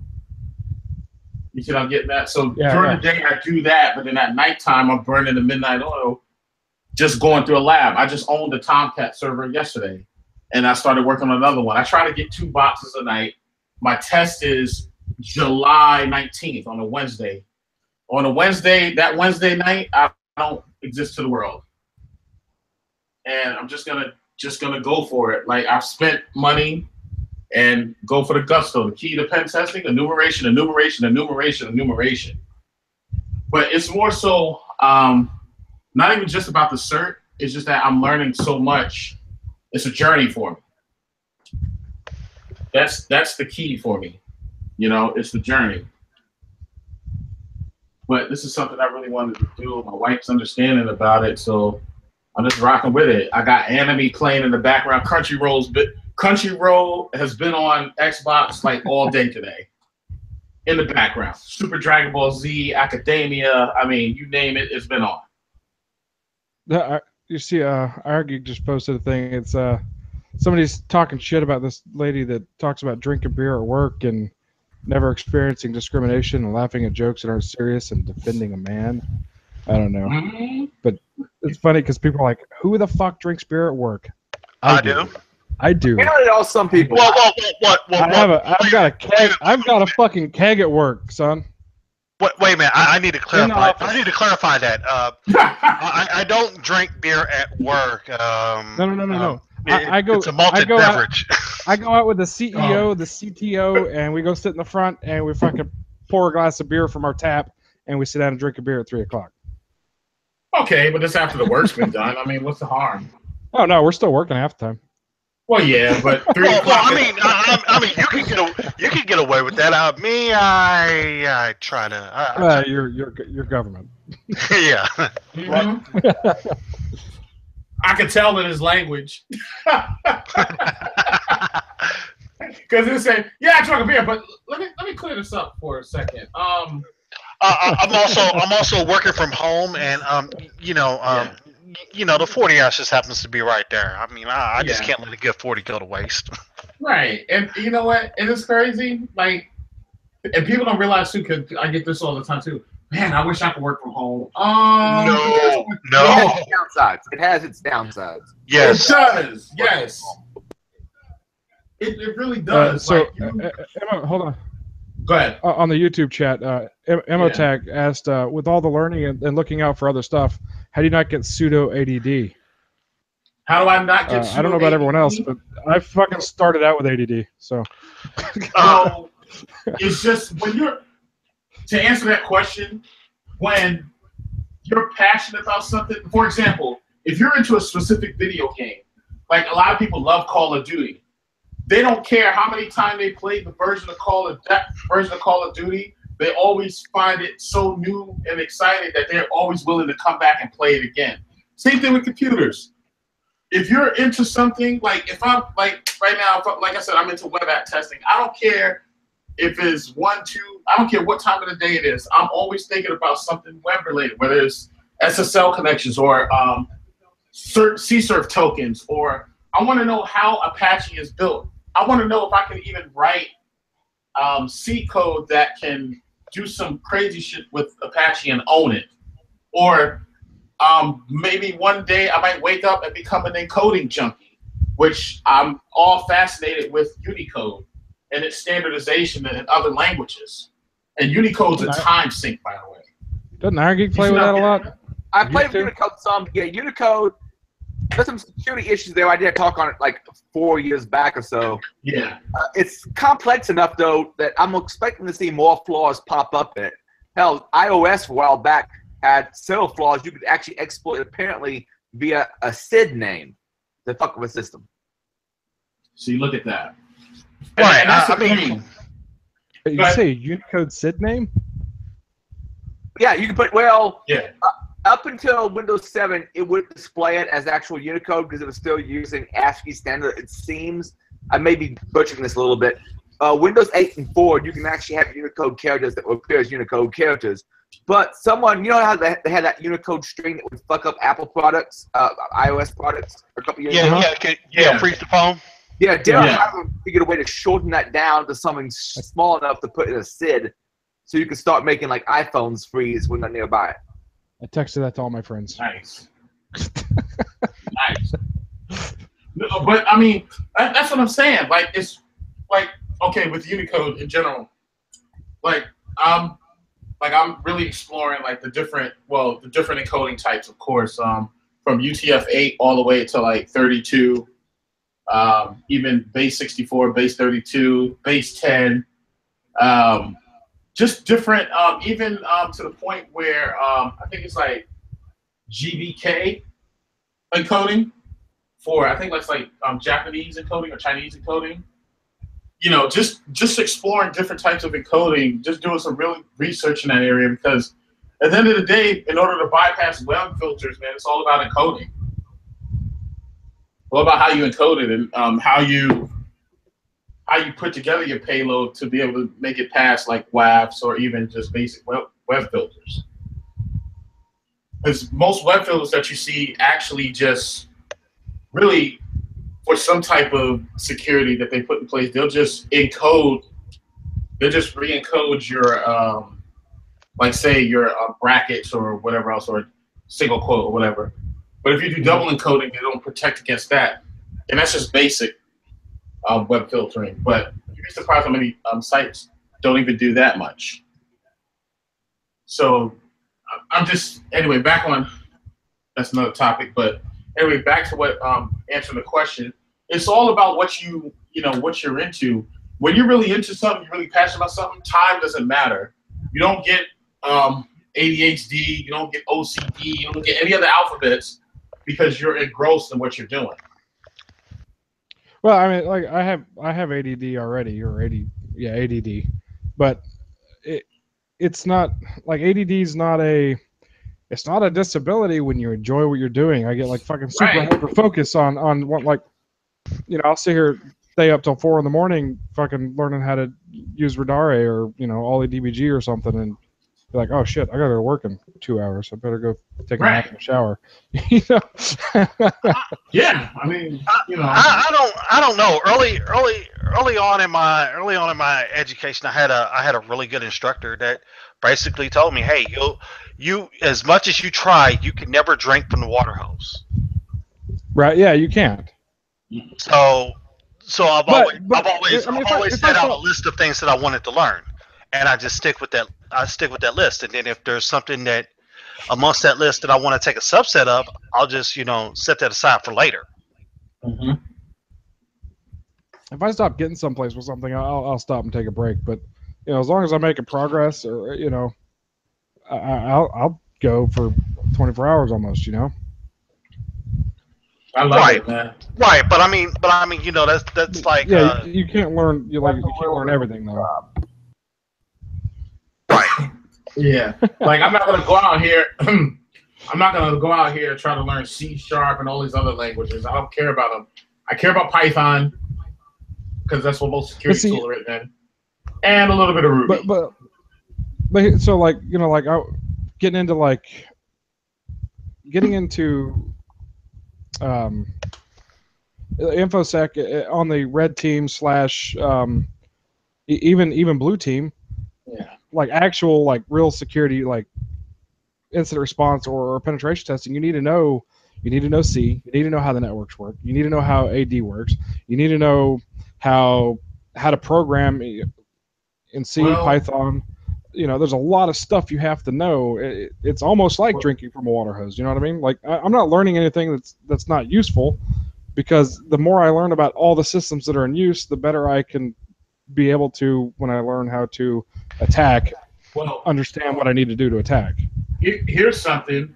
A lot of pen testers don't know how to code like that. True. A lot of them are just running fucking Metasploit and Windows exploit. Yeah. What do you call it? Or they'll find something that's vulnerable. Like they'll find something that's very vulnerable, and they'll look it up on exploit DB, and they'll just follow the instructions and do it that way. Windows exploit suggester. That's what it is. Yeah. So I mean, it's just different. Well, that's what I'm saying. It's just different. But people have different ways of doing stuff. Shoot, I know that's kind of. Go ahead. I don't like. Me personally, I don't like just running a script and not understanding what it's doing. Me neither. You know what I mean? Neither do I. And honestly, like a lot of my tools, like with the ping sweeper, I have my own ping sweeper in Python. I have my own port scanner in Python. I have a script I'm working on now that does, like when you put the payload in, it encodes it in every type of encoding. So once you put the payload in, it'll encode it in base 64, hex, UTF-8, UTF-16. I'm still working on 32. Python's having some issues with that, but I'm trying to put it into where it's one payload and it just encoded to the different types of encodings instead of me having to use hackBurter and BERT or decoder in general. So it's kind of like I'm writing my own tool, which has helped me to even learn even further about how encoding actually works. So even go ahead. But I mean, does it spit that in that encoded payload against the firewall and hope that one of them slips in and then there's a log of it, or? Well, with WAF in general, like for example, if I see that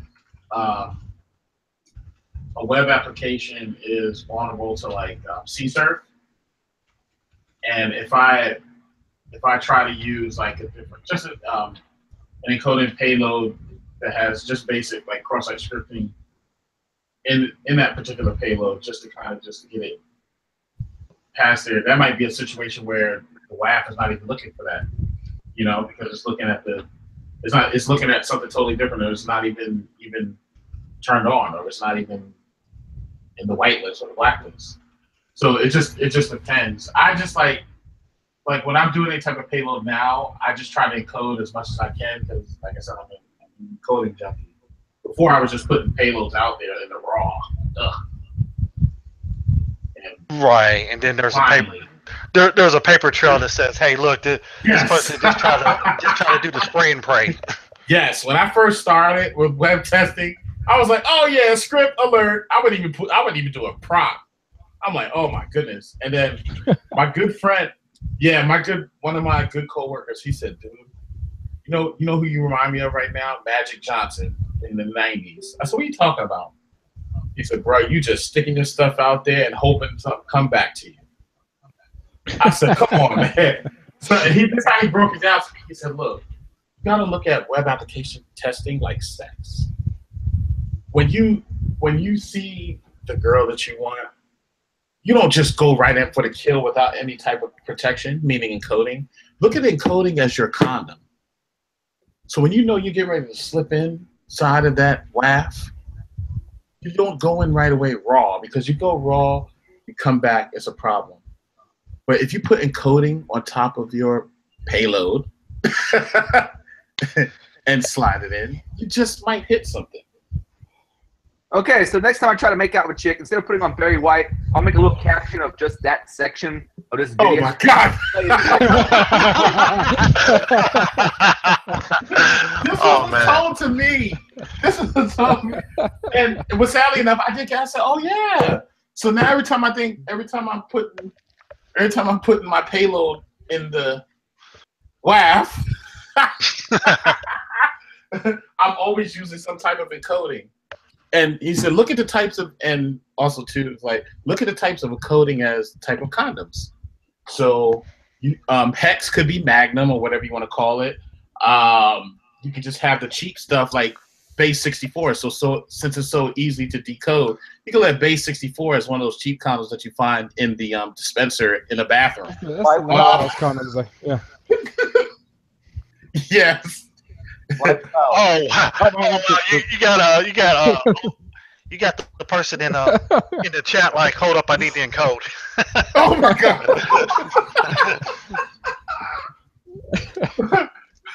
I'm just saying this is how this is what I'm thinking when I'm doing web app testing. It just pops in my mind, oddly enough. But yeah, so I look at the WAF as the thing. Base 64 is neat if you do it multiple times. Yeah, that's true. You can. That's what I like about. See, and here's the thing. If we want to get even more graphic, that's what I like about Bert's repeater. Because with repeater, I run into that myself. I got something. I'm like, oh, that looks like it's base 64, and I decode it, and it gives me more fucking gibberish. I'm like, what the fuck? And then it hits me. I'm like, oh, maybe I gotta do this 3 more times to figure out what the hell's in there. Yeah. And see, and what repeater does, repeater is like going many rounds in one night on a web app. And sometimes it's more than. Sometimes it's like 100 or so. Yes, and you never know what you're gonna get back. And the more you do it, the better you become, and the more the web app provides you with a stimulating feeling. Meaning that she gives you something back from what you put in. Just hope it's not a kid. Yeah. So pretty much you send enough payloads to the web apps, eventually she will climax. Or he. I don't know. Janie and Mary Jordan. Whoa, what did I just walk into? Oh my god.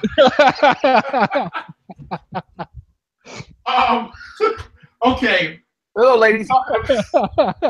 Yeah, look over there. Explain this. Janie and Mary Web programming is a sex analogy. Oh my god. That's fine. That's yeah. I'm horrible in class. I'm doing a Linux class now. I told you about yeah. That works. Are you talking, Janie? Or are you just sitting quietly? I'm watching everything unravel. Yeah. She's like, decoding. I'm decoded and diffused. Yeah, what I was explaining was, Mary, what I was explaining was when I'm, like one of my good friends, when I first started with web app testing, I was just firing off just different payloads to see what comes back to me. And then my coworker was explaining to me, he said, Charles, you got to look at web app testing like sex. You got to look at, what? Yeah. Okay. Yeah, because when I first started, like I was terrible. I was just sending out payloads and hoping something come back. He said, you got to look at it like sex. He said, you can't be like Magic Johnson and firing your stuff off. Something might come back to you. He said, you got to do it like this. You got to like look at the WAF as like the thing that you're trying to poke at, and your payload. You can't just shoot it out there raw because you don't know what could come back. But if you look at yes, he said now your encoding is the condom for your payload. So as you put your condom on, then that's when you send off the payload, and you're a little bit more protected. And the WAF or the thing doesn't know what you're doing, so it feels great to the WAF, and they go ahead and process it. And as it's being processed, you keep poking away at it. Somebody get in on this call, please. Oh no, I'm gonna let you destroy yourself, guy. Anyway, as you keep poking the web app, eventually the web app climaxes, and you have a great feeling because it gives you. And that's where you came in, Mary. That's when you came in. Yes. Okay, and this is coming from. I've always been. That's how it's crazy. That's how I've actually learned a lot of different things. Even with the LVM in Linux, the LVM file system. I always look at it as a peanut butter jelly sandwich. And I tell you why. Like I look at the 2 hard drives as the bottom bun. Then you got your volume group and your LVM as the peanut butter and jelly or whatever else you're into in the middle. And then, of course, you put your file system on top, which is the top bun. So that's how I learned LVM, through the peanut butter jelly sandwich method. Yeah, I need to go learn the LVM. I understand the concept, but I don't really know how it works. Yeah, I'm working that. I have notes in my my class from like last chapter. So. Are you talking Yes, about LVM's awesome. And of course, occasionally you'll have me see if you. Sometimes I'll even look at different. Yeah, Chris. I'll even look at different systems. Like with Solaris, I used to reference VFStab in Linux, FStab. That's how I know where to put like file systems. Oh, I'll put in the FStab. So yeah, my analogies with different stuff, and poking web apps and all of the other good stuff, and it just sending it all over the place. Yeah. It's called pen testing. I mean, come on, you can't get much more sexual than well, that. It is penetration test. It is penetrating of a web app. Yes. So so whenever I'm testing web apps, I know this sounds freaking crazy. Whenever I'm testing web apps, that's how I think. Oh my God. When I tell non-computer literate people, like, oh yeah, I'm trying to get into penetration testing, and they're like, What's what? That? Are you? Yeah, so that's pretty much how I got into web app testing. What kind of sandwich is it? With the hypervisor and modern virtualized storage controllers. It's called a soup sandwich. You know what I call that? A Subway. Yeah, Subway. That's like one of those fucking nice, really Cuban, like $10 sandwiches. You know, it's got like 42 different types of meat and cheese and fucking Exactly. So whenever I'm dealing with the web. Oh, jeez. So that's to answer your question, guys, on the YouTube chat. Yeah, shit. If you want to get into the encoding, that's how you do it. Just don't use the encoding that comes from the health department. And please, for the love of God, don't use these phrases on a date. They will look at you like you're crazy and call the police. Unless another sysadmin. Yes, that's true. What was that? Oh, yeah. If you're dating another tech, you'd be like, oh my God. And then they go home, they'd be like, oh my God, girl, you will never guess what he said to me. He said he wants to put his encoding on top of me, his payload on top of me, and encode that shit. What? BlockSource 15 said he thought it was pronounced FS tab. Yes. But with almost everything in English, and especially IT is terrible, like even worse than regular English. There's like 40 different pronunciations for it. Right. I just like calling it FStab. I've heard the damn designer of the GIF format calls it he calls it GIF. I still it's wrong. No. Yeah, but the guy that wrote it calls it GIF. Mm-hmm. JIF. Like Jiffy, like peanut butter. Jiffy. Yep, Jiffy. It's spelled fucking GIF. All right. Yeah, but you know what? Yeah. There's already a .jif file extension taken. Like, if you wanted to call it GIF, why don't you fucking spell it right? I mean, why did the creator of the Ryzen file system is now a convicted murderer? I mean, what is that for real? Yeah. Yeah, he's in jail. Wait, who did this? He probably killed his wife. He killed his wife. That's okay, because we've all wanted to do that, right? I never had a wife. So I didn't want to kill one. So yeah. I love you, sweetheart. Oh, you really No, wow. We actually covered that that happened a long time ago, didn't it? That was a real long time ago. Yeah, that was a real long time ago. What's his name so I can Google it? Riser. Something Riser. Hans Riser? First time around. Which back Wait, what's his name? Riser. Hans? Yeah, Hans Riser, I think, is the guy's name. Oh, Hans Riser. Okay. Hand riser. Sorry. It was too easy. Hans Riser. That's his name. Oh, is this the guy I'm going to put it in the chat. from Oakland, California? I think that just explains most of it. Yep. There you go. That's his name. Yeah. Yep, he's from Oakland. Why are all the crazy people from Oakland? Oh, they're from Florida. Do you want to know? I'll give you. Florida is crazier. Look, I love this. I love this intro. Hans Thomas Reiser is an American computer programmer, entrepreneur, and convicted murderer. Yes, first That's degree at that. That's a fucking tab. That's a tab everyone should get in life. Google John Majesty, because doesn't he agree to that way too now? Somebody put, does your file system murder your wife? Your file system murder your wife. I was like, wow. Yeah, it was his wife. Yeah. I wonder what did she do? Like, you know, She probably screwed somebody else. Or she why does any man kill his wife? Or maybe they got into an argument and she said, that's why you can't code. Okay, so she's a Russian from a mail order bride catalog. Yeah. She was probably like, thanks for the green card. I'm leaving you, motherfucker. Deuces. He was like, oh yeah, I'll teach you. I'm gonna leave. You gonna leave permanently, man? Like, why would you like order a Russian bride when she leaves? Order a newer, younger one. Like fucking like later. You know. Got away with I don't know. Some people don't think like that, man. They're like, you know, if I can't have you, no one else can have you. You seen Lifetime, right? Yeah. Yeah. Think about it. If you Lifetime channel, all the movies say the craziest thing. Death becomes her. Dead teacher.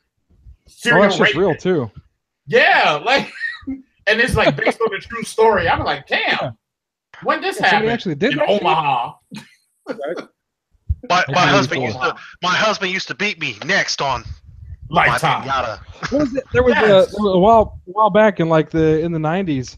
There was a guy that had kidnapped some girl and was keeping her in a box under his bed, and his wife knew about it, but she didn't say anything because whatever. And he would pull her out from the box and play with her, and then put her back in the box. Put her back in the box. What in the? Put her back in the bed. Yeah.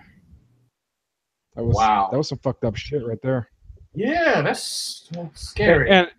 And it's fucking not humane to kill somebody if they would still be alive when their heart stops. Yeah. If I was a judge, I'd have fucking got up off the bench and shot him myself. Yeah, that's crazy. Come here, little one. Take you out the box and play with you. Okay, put you back. Like, what? You ready? You ready for sentencing? Bailiff, my shotgun. No, bailiff, fetch my axe. The rusty one.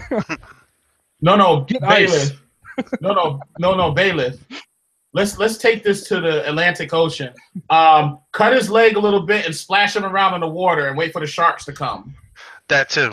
Right. Fucking problem solved. Study. What's that? Bailiff, get me my machete. Yep, there you go. The rusty one, right? Yeah, you need a rusty one. Get all that infection up in there. I'm medically trained, so I'll just go grab my shit and fucking keep them alive for a while.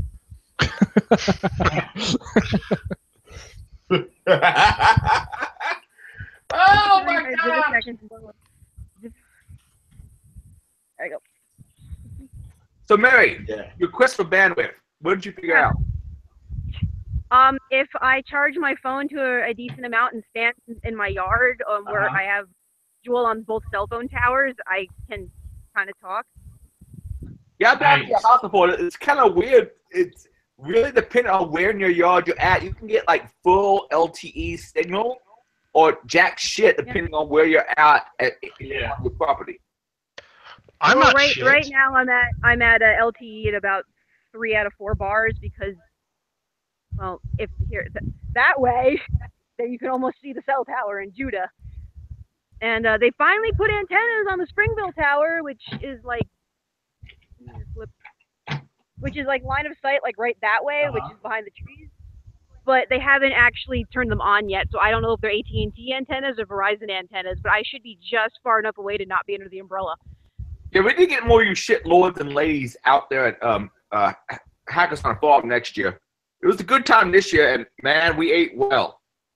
We already Amazon V and I are already trying to think about what we're going to do for next year to make it better.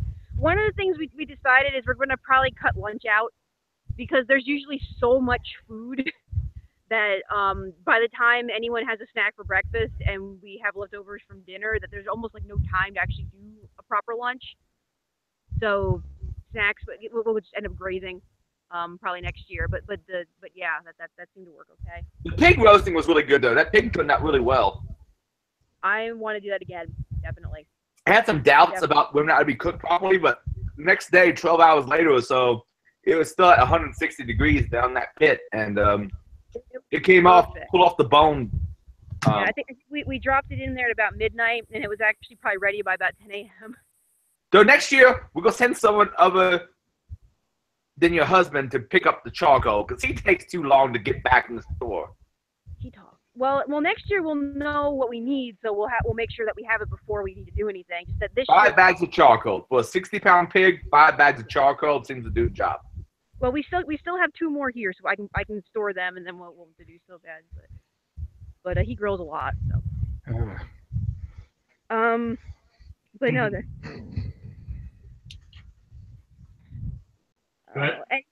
Anyone get into any fun trolling this week, or see any of the links to the? Someone apparently about 4 days ago coded a dialer because he got one of those IRS scam calls from India. So I have a video link on my Facebook, but I can't pull it. But so if you guys go to my Facebook, you can find it. Just scroll down a little bit. I think I got posted yesterday. So, but he coded a redialer. Doing is they were calling and then telling you to call them back. So he collected all of their phone lines, wrote this program, and they have been constantly redial spamming them for the past 4 days. And he goes, anytime they block the number or they change the number, they just Google it, all the reports, and they add the new number to the script. There you go. The video is hilarious. So. There you go. Yep. But I need to contact him and see if I can add our Charlie scammers to it. Which at that point it's died. But the end of that scam was I owe him $3,500 and he already sold the dog. Sure. But what I'm sitting on right now is I ended up port scanning his machine because he tried to send me a link to his profile to connect him on Facebook. I can click that. And yeah, so we just typed in the web address, did a little bit of forensics, found the IP address of the server, scanned it, found out it was open on 2 ports that potentially are FTP or open. So I need to do some. I don't usually do the offensive side, so that takes a little bit of work for me. But yeah, I think I might have some fun with that. Or if anyone would like to have fun with that, I'll give you the IP address.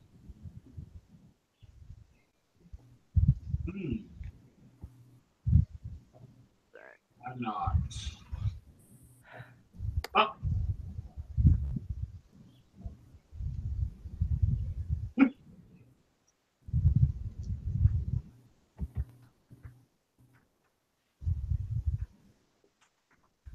Otherwise, what's going on, guys? I'm reading about the girl that was kept in a box. Really? Yeah. Oh my goodness. It was in the 80s, 1977 and 1984. The first couple of days she was kept in a box, and the last 3 years she was kept in a box 23 hours a day. Only let out to be tortured, raped, and fed, I guess. No, actually she wasn't fed. She was fed in the box. So only taken out to be tortured and raped. Wow. Yeah. This is a lot. No bathing, showering, anything like that? Right? I guess not. I didn't say anything about it. Gross. Can't you see it's just raining? That's. Ugh.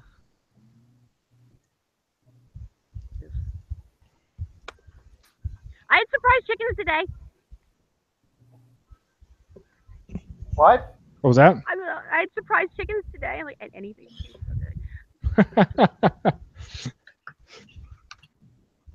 So apparently, this hen built a nest in like the little on top of the tarp that I have inside one of my little goat run-in shed. I didn't know she was there. And last night we started smelling like rotten eggs. And I'm like, something's not right. And this morning when I was feeding Adrian, he was overexcited and being stupid, and there's a chicken laying in front of their shed where I'm trying to get in there to put the food in the bucket, and she's not moving. And I'm like, you're going to get trampled, because that's unusual for a chicken. Usually they get out of the way. And so I tapped her with my foot, and she didn't move. And I'm like, okay, well, I grabbed him and I threw him back in the other side of the shed and threw food at him. And I'm like, oh crap, the chicken's hurt. I walk over to her and I kind of pick her up to see what's up, and 2 wet baby chicks pull out from underneath. I'm like, this is weird. Why are there 2 chicks randomly sitting in the middle of the field underneath the chicken? And I look up and I realize that they had apparently rolled out of the nest that she had built up in like the top, and she had been protecting her babies. Nice. So the other ones didn't make it because she left the nest, but I picked her and her little chicks up, and I stuck her, actually she's right here, I stuck her back here with the other one that's broody. So this is a chicken that randomly hatched babies, and another chicken that's sitting on a nest. So meat interrupts your sex life. Yeah. Wait, so did the little chicks die? There's a PETA ad. PETA wouldn't like me. It said no. There's a PETA ad that says meat interrupts your sex life. Actually, you kind of need those amino acids in order to get it up. Right? You do. You actually kind of, as much as they want to lie and say that shit, you're more likely, with the amount of soy that they're recommending, is to actually lose your ability to have even, because soy has estrogen, and that actually will decrease your fertility and screw up your madness.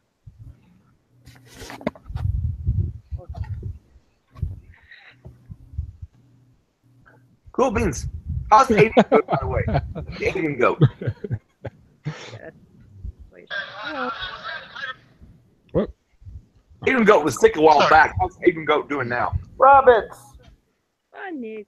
But yeah. Well, you guys were discussing networking and sex.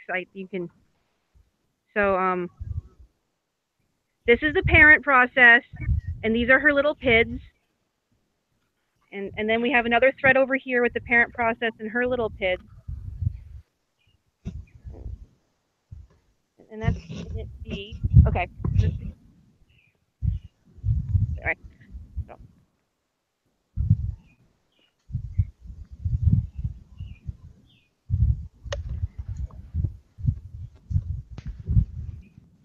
Try to let my sheep. What is a castrated male sheep called? Weather. A wether. That's what it was. Wether. And then a castrated horse is a gelding. A gelding. I knew the ones for when they still had their balls, but not after. Couldn't remember those. I can go introduce you to everything that still has balls. Actually, I gotta go pull in sometime. So.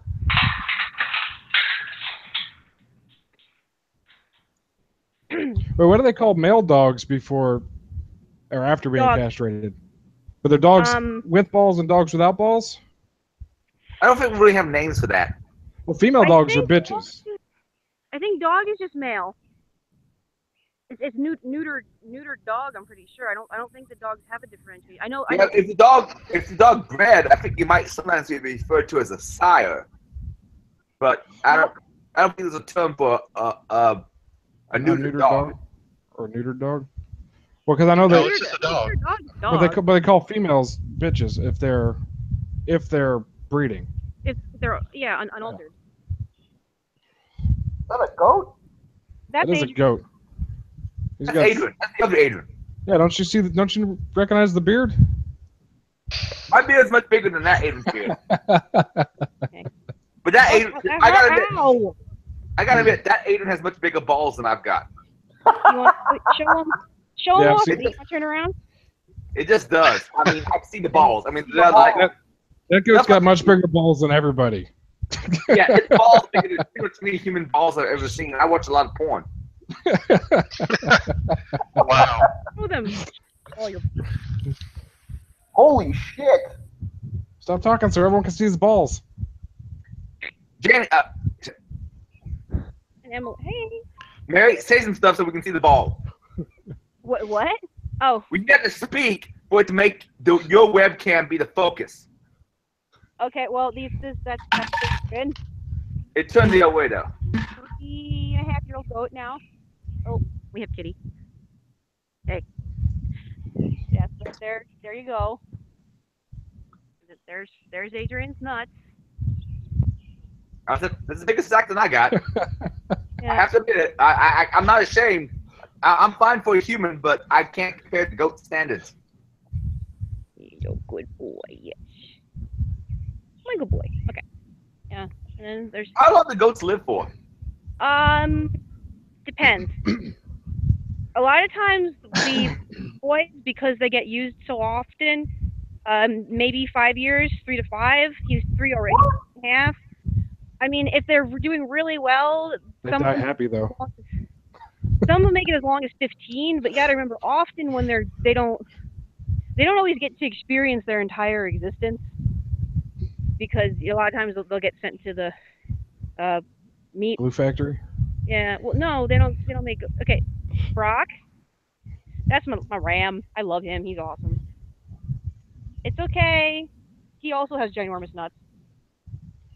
Can we see?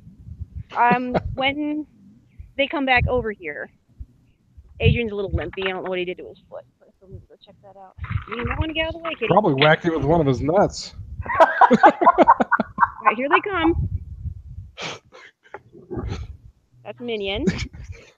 Oh fuck! I sprained my knee again with my nuts. Let's go. Dinner time. You're just gonna stand there and be stupid. Go on, sheep. Go. Come on, Brock. Minion, get out of the. Fine, Minion. Hello, how you doing? Let's get moving. Come on, they'll follow you if we move. Go on, fat sheep. Go. Holy shit, he's got big nuts. Well, that doesn't have any nuts. She's got an udder. No, the ram that you had before. Oh, did you look him up? Yeah. Yeah, meow. I don't blame you.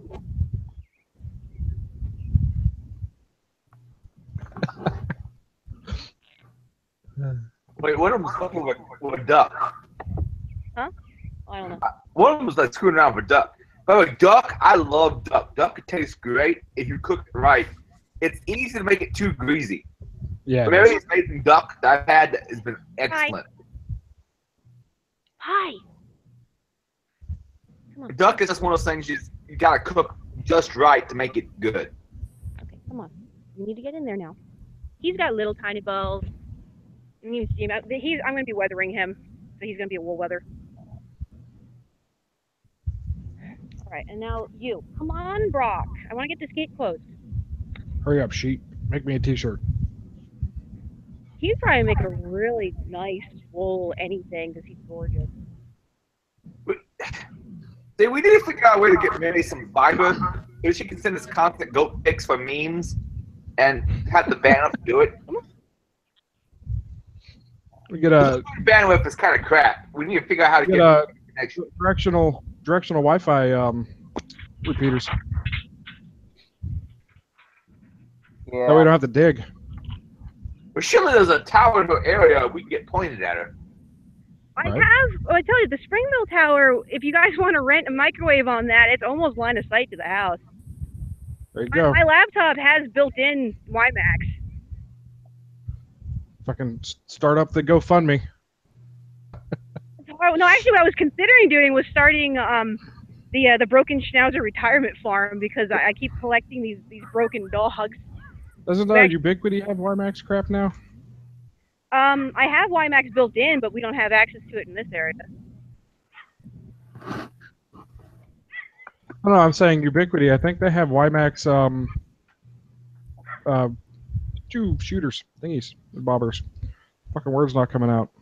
Come on, keep moving.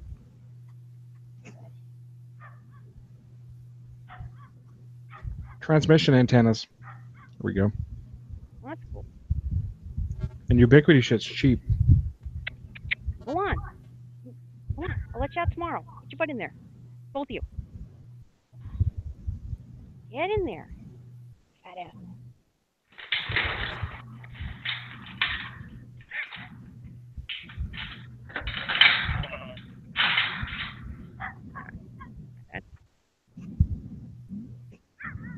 too bad. No, we were thinking about doing the Schnauzer retirement home. I have all my broken dogs. Yes. And we got one coming north that I need to get. We need to figure out if I'm going to Tampa or Atlanta or what, or if we're gonna try to get transport to come all the way up. Because you're still looking for Charlie, but you haven't found Charlie yet. You found a few other homeless schnauzers. I collect broken animals. Well, it's a noble cause. Yeah. But no, this one I'm not 100% sure it's not Charlie, to be honest. Because Tampa's a long fucking way away, though. Yeah, but dogs have been found further, and I hope you eventually find Charlie. But if nothing else, you're saving a lot of schnauzers, giving them a good home. Yeah, well, and this is, I get to be the mythical farm. Everyone's like, my dog, they just needs to go live on a farm somewhere.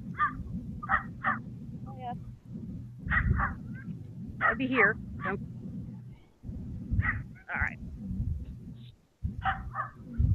But I don't know. I always end up taking over this stuff. I really don't mean to. You're talking about such exciting things, like networking sex. By the way, did we get any shit for taking the wrong limestone for the pit a few weeks ago? Yeah, we got the wrong limestone. So is the pit still there, or did we replace the limestone? What's the deal? Technically, and this was my bad. I should have walked you guys out here. The okay limestone was actually this limestone here in front of the barn. So this was the okay pile with the broken pieces, and then the other pile is the pile behind the barn, which was like the nice pieces. So it's okay. No, Springville, Indiana is right next door to like Bedford, Indiana, which is apparently the limestone capital of the United States or whatever. So we were going to line the pit with limestone, and it ended up cooking well, but we picked up the wrong limestone. So how far away are you from the tower? Right. So it's not that. I mean, worst case scenario, I talked to a couple other people in the area that work at plants, and we will get more. So, and it may just sit back there for 100 years. We don't know. So it's not that it's like meh. Stampede. I'm about an hour and a half away from Mary. No, I'm saying how far away is Mary from the tower?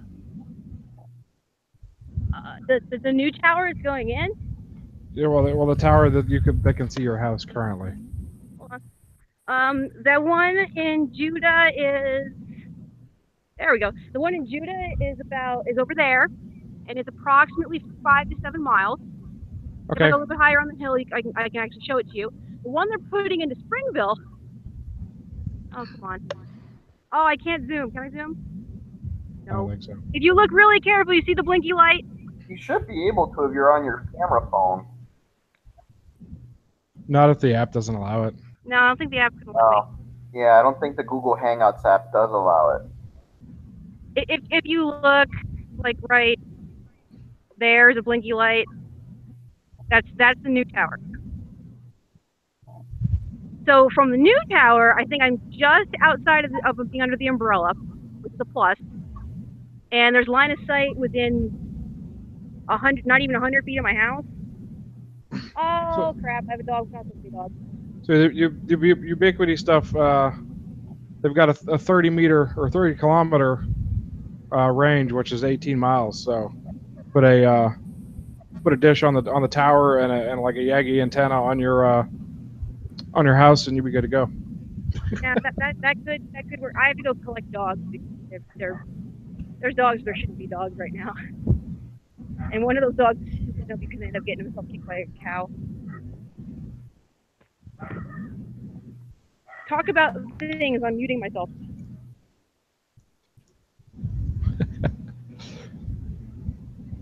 Let's see. We already talked about pet, yeah?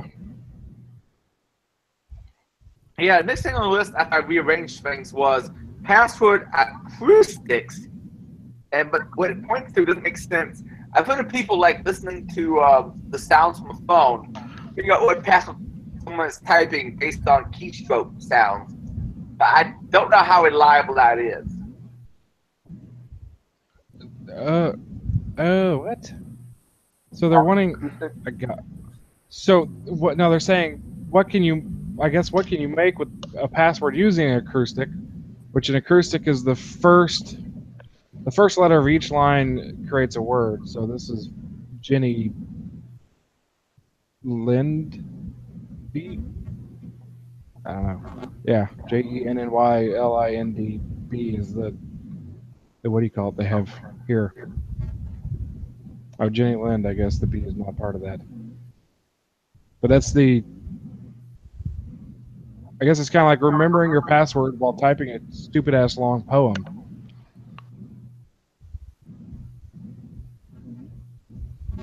So your password would be stupidly long? I'm guessing that's what he was getting at with this. He's not here, is he?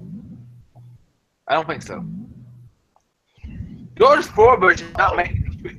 He actually starts off the show notes, but he doesn't make the show. I'm not sure what's the deal with that.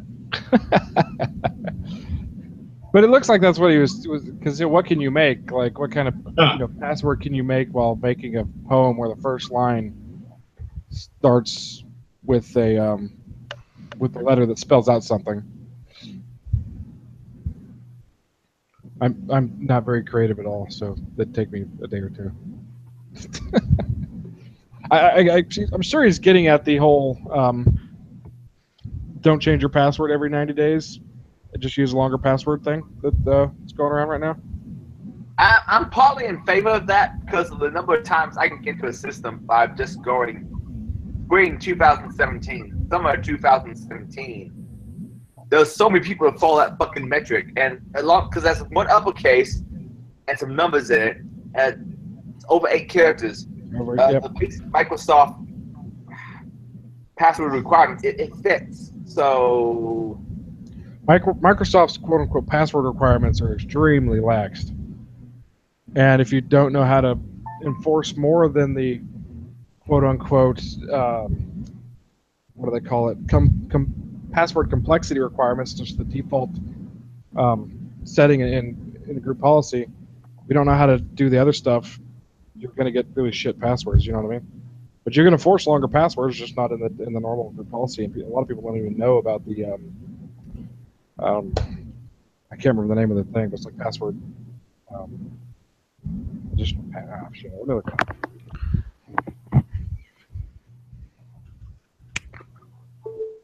Man, I got this new MacBook late 2016, and I hate the fucking USB-C power adapter. It slips out ever so slightly, and it no longer charges. I miss the MagSafe, man. The MagSafe worked well. I can understand switching to USB-C and having to require dongles for a while USB-C becomes the default de facto standard. But the MagSafe power was a good fucking idea. What is this?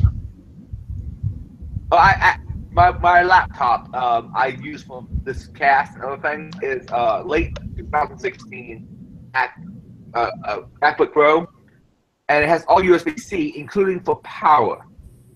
And it's not the magnetic type where it's like a magnetic thing that is easily disconnected if someone trips on it, but it still stays connected. It's a USB-C that if it pulls out slightly, which regularly happens, it no longer charges. Yeah, I don't think Mac should have went away from their magnetic adapter. That was like the one thing they had going for them. That's the big thing they had going for them. Yes, I wish.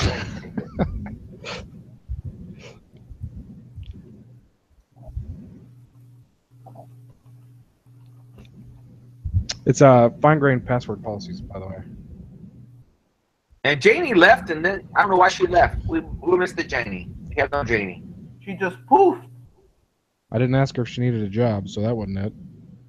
Well, I think she's got a decent job. She's been trying to get some people to go to. Apparently, she's her company NCC is, I think that's what it is hiring, and apparently TrustedSec is hiring some people also. Cause, yeah, TrustedSec's looking for one person apparently, at least. Right, and as well as the sister company, so which I actually looked into, but then I was like, nah, I'm happy where I'm at, and I don't really want to switch, even though I don't want to switch after 3 months because that looks suspicious as hell.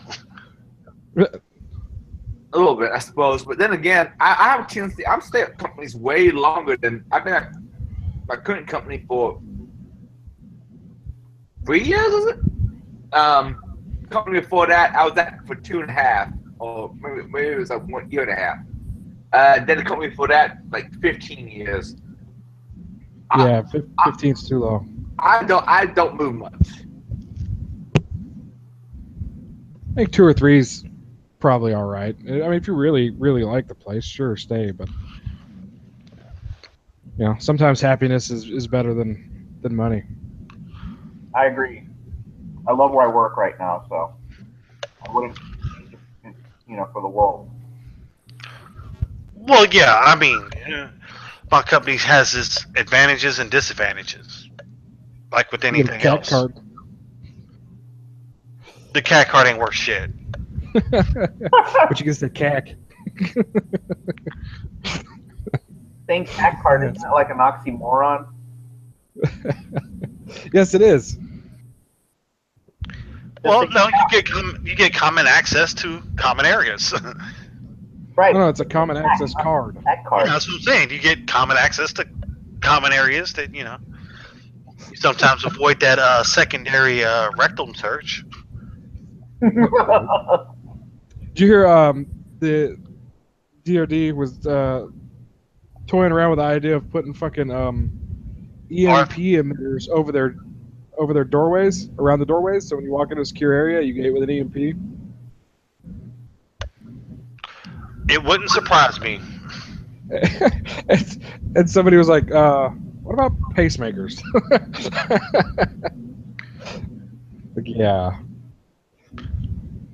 Luckily that guy was there, because they were like, everybody's all excited about it. Like, yeah, fuck yeah, let's do this. Yeah, so what happens if the old man walks through and, gets his heart zapped? That's what I'm saying. Like, somebody was like, pacemakers? Hello. And they shot the idea down, so. But they were like, seriously talking about pulling the trigger on that one. I was like, holy crap, really? Nobody thought about this at all, huh? Yeah.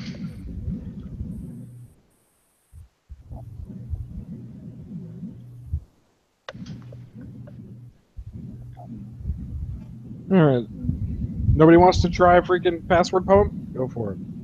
Nope. Yeah, come on. Sure you can bust out some mad rhymes, Jack. Nope. Yeah, I can't find it. Unorthodox methods to gain company confidential information.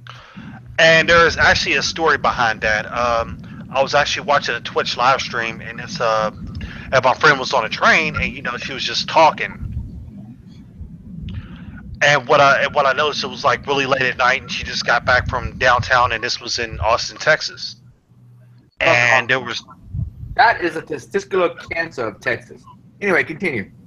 Okay, so these two gentlemen, I couldn't see them, but I could most definitely hear them with my headphones on, and they were going back and forth about their company. They never mentioned the company's name, but what they were talking about was patch management. And I thought to myself that that was without even trying, that's an interesting way to gain insights to companies if you wanted to target somebody. Just have somebody pose on a YouTube live stream, capture the information. Were they like speaking about specifics though regarding patch management? How far behind they were. Oh, holy shit! Wow. So, YouTube. Back to the YouTube chat. Archon0 took a stab at one of the password acrostics or however the fuck you say it. So, can only single word per line. Can only live life entombed every night. What the fuck does that mean? It spells out. That's pretty fucking. Charles figured it out. Oh wow! I didn't figure that out. I just laughed. He said, "What the fuck does that mean?" Wait, Charles, you understand it, so you explain it to me, please. I don't understand it. So the first letter. What? I'm trying to figure out what does it mean. Repeat that again. The first letter of each line creates a word, and his poem is one word per line.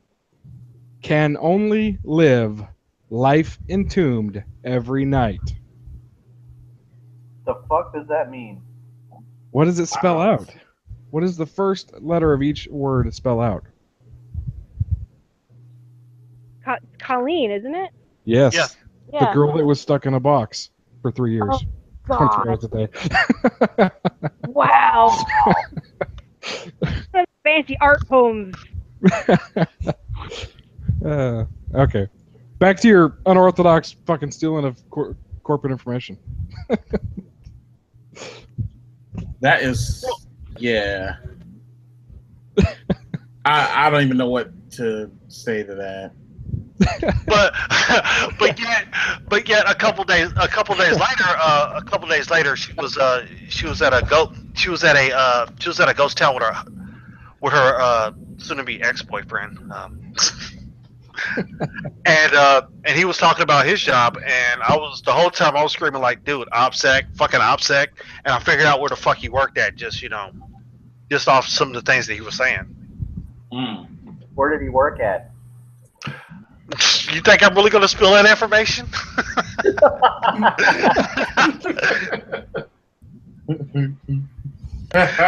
He worked at encoding. Right. No, he actually works project management for a company, for a state agency. Okay. State Farm. Okay. I mean, you can actually read between the lines of what I'm saying. Yeah, I am. I'm just acting up.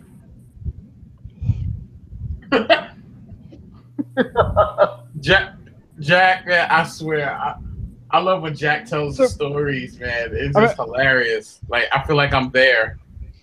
I guess that's only unorthodox because Jack was listening to people talk across like a fucking hangout session. Is that what it was? Right. No, it was yeah. I mean, you could call it. It's kind of like FaceTime or whatever. But yeah. But so was it like a conversation or was it like a video or YouTube? Yeah, it was a video, and she was talking back and forth, and then I got like really sensitive ears, especially under headphones. Got you. Who has a Nexus 6P? That's some unorthodox fucking method right there. Fucking perfect pitch. That was creepy. Okay. That was Jack. Jack has a Nexus 6P. There you go. There's just some corporate information. Yep. Yeah, Nexus 6P. I know that ringer anywhere. But I mean, like. Nope. Wrong. It is not a Nexus 6P. I know it's not an iPhone. It's an Android. Yes, it's most definitely an Android. It's not like an Android. It sounds exactly like my fucking phone, which happens to be a 6P. Hey, but it's not a 6P. Hi, brethren. Hi, my 6P brethren. That's a lot of pee. That sure is. No, because I don't even like big phones like that. That phone's not that big. Yeah, it is. No, it's not that big. I'm comfortable with my phones being in the 5 range so I can put in my pocket. This is a 5 thing you can put in your pocket. It's just there's a 5.7 screen you can put in your pocket. So you guys are all cool with 5-inch things you can put in your pocket? You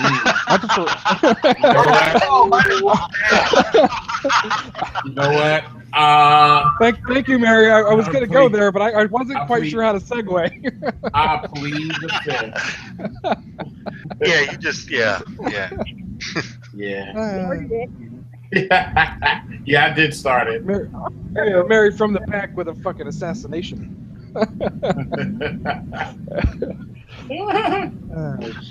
Everybody's just wheel wings. Mary's on my zombie apocalypse team because she knows how to slaughter an animal and cook the meat up and get it all, she can feed it. Cooking meat. Yeah. Did you fall asleep, Adrian? No, I'm awake. I was mentioning I got some shit. He heard a innuendo towards penis, and then it woke him right up. I listed my zombie apocalypse team on Twitter, and it got on my Facebook, and people were like, cough, cough, cough. How about me? And I'm like, well, you're all coughing, so obviously you already succumbed to the zombie virus. Most of the people I listed on my zombie apocalypse team were people that the hackers on a farm, because I know they even know, 1, how to shoot, 2, how to patch people up with the hood, or 3, know how to cook animals up and butcher them. And obviously Mary knows how to cook up and butcher an animal. Because I watched every minute of her doing it. I was like, she walks out to the little adjacent side barn. I don't know what to call it. She caps the pig in the head with a 22. She has me and Mark hold it up by its legs after she slits its throat. We carry out to a gimbal. Is that the right term? Gimbal, yes. Yeah. The gimbal's too small, so she has to latch hooky thing legs onto the gimbal. And then I watch her as she guts it. Isn't that where you normally hook them? Is between the, and then she preps it up by throwing like pineapple, cider, and other shit in it. You guys bury it and cook it? Yeah, we put it in a pit. That's fucking tasty. I love that shit. It was good pig. It was tasty. Yeah, it was. I love barbecue. I had my doubt. You leave the crackling on it too.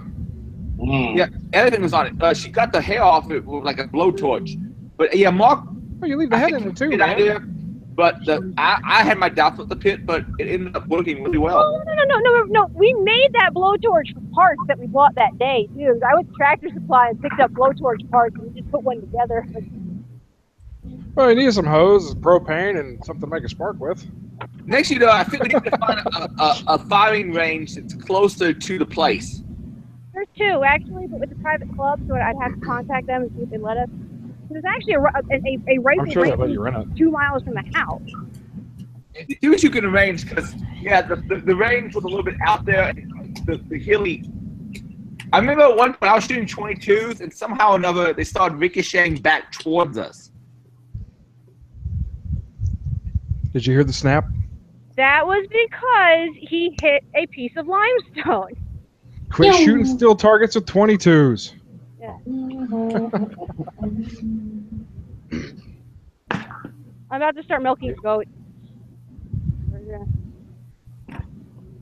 Can we watch? You can watch if I can. I don't know how much you'll be able to see. Hold on a second. Yeah, it's kind of fucking dark. Yeah, it's pretty dark. Adrian milked the wrong goat, though.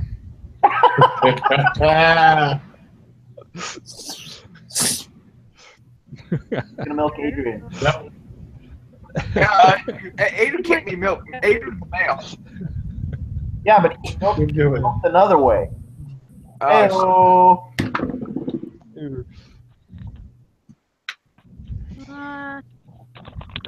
That's fine. Okay. Okay, well, we'll see how that works. I gotta go get her.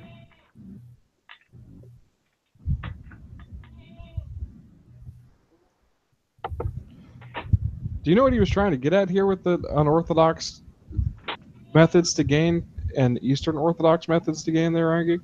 I have no idea. George Forbush, I think he trolls me via the show notes, because he's the only guy that actually, he starts off the show notes, and sometimes he joins, often he doesn't, but often not. Unorthodox methods gain company confidential information in Eastern Orthodox, which is like the, that's like Russian? Turkish version of Catholicism, isn't it?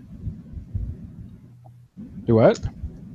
Eastern Orthodox, isn't that? I know there used to be the Roman Empire and the Eastern Roman Empire. And there's Eastern Orthodox was first off of that, and I want to say the Eastern Orthodox weren't they like in Turkey?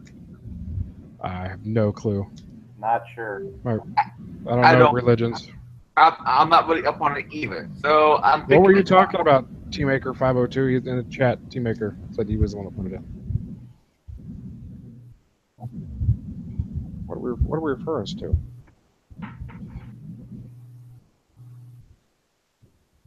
What kind of shit were you looking to talk about? Teammaker. I thought that was that's Jack, isn't it? I'm not sure. Probably. I think so. Yeah.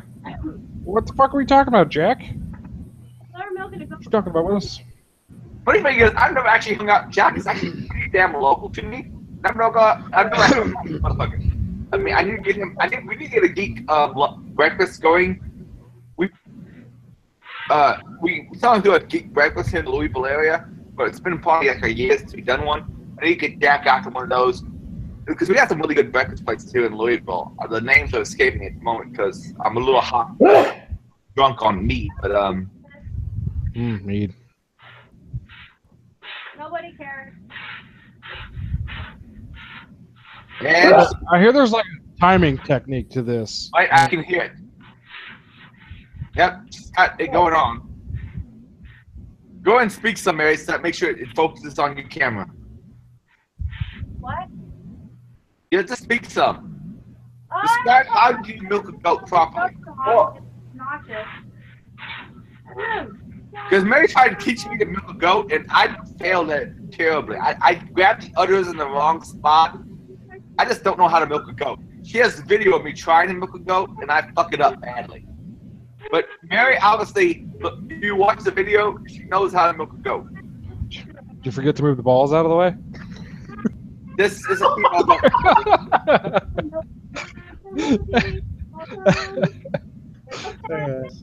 I'm sorry. I've had some of the goat that he's made. It's good.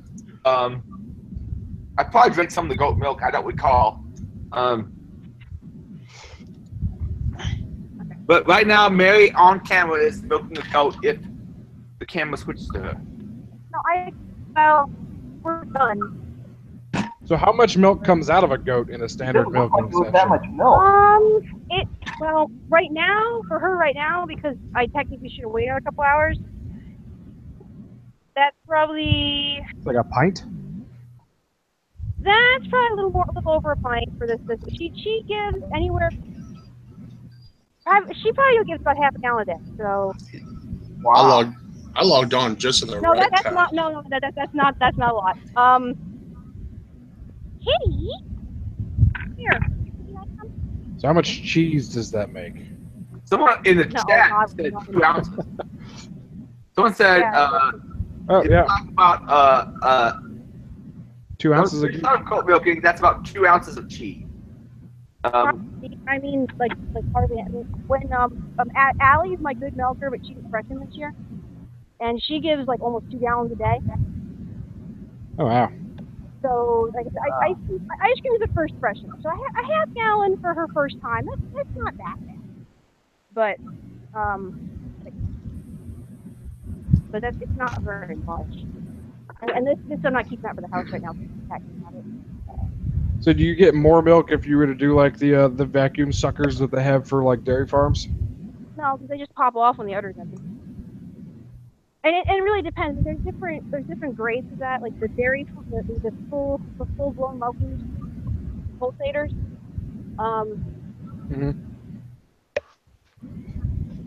They usually don't have the udders. But there's some of the homebrew versions that are, oh my god, the horrible, destroy the udders.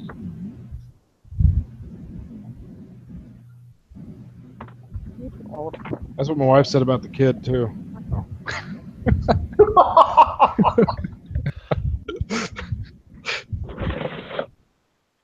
Wait, what? I said that's what my wife said about the kid too.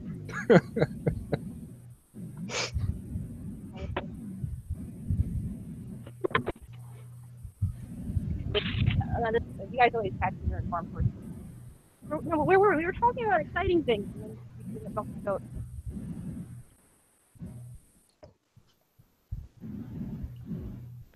was that password, audio password thing?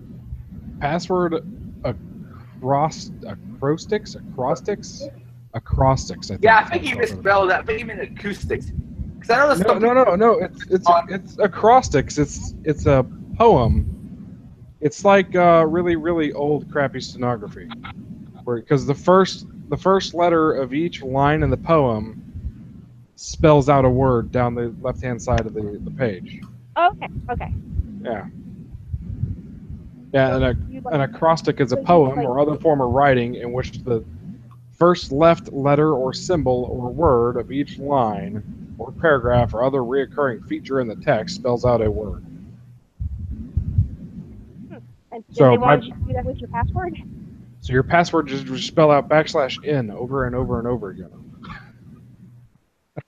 What if your password is just like 11 spaces? Well, I think that the whole point is because you know how they're suggesting now that we use longer passwords and less frequent changes I think they're suggesting to use this as a way to memorize your password by writing a poem. Well, and then wasn't that the whole point of passphrases? Yes, but I don't know if they want you to type out the whole fucking poem or if they just want a really long poem.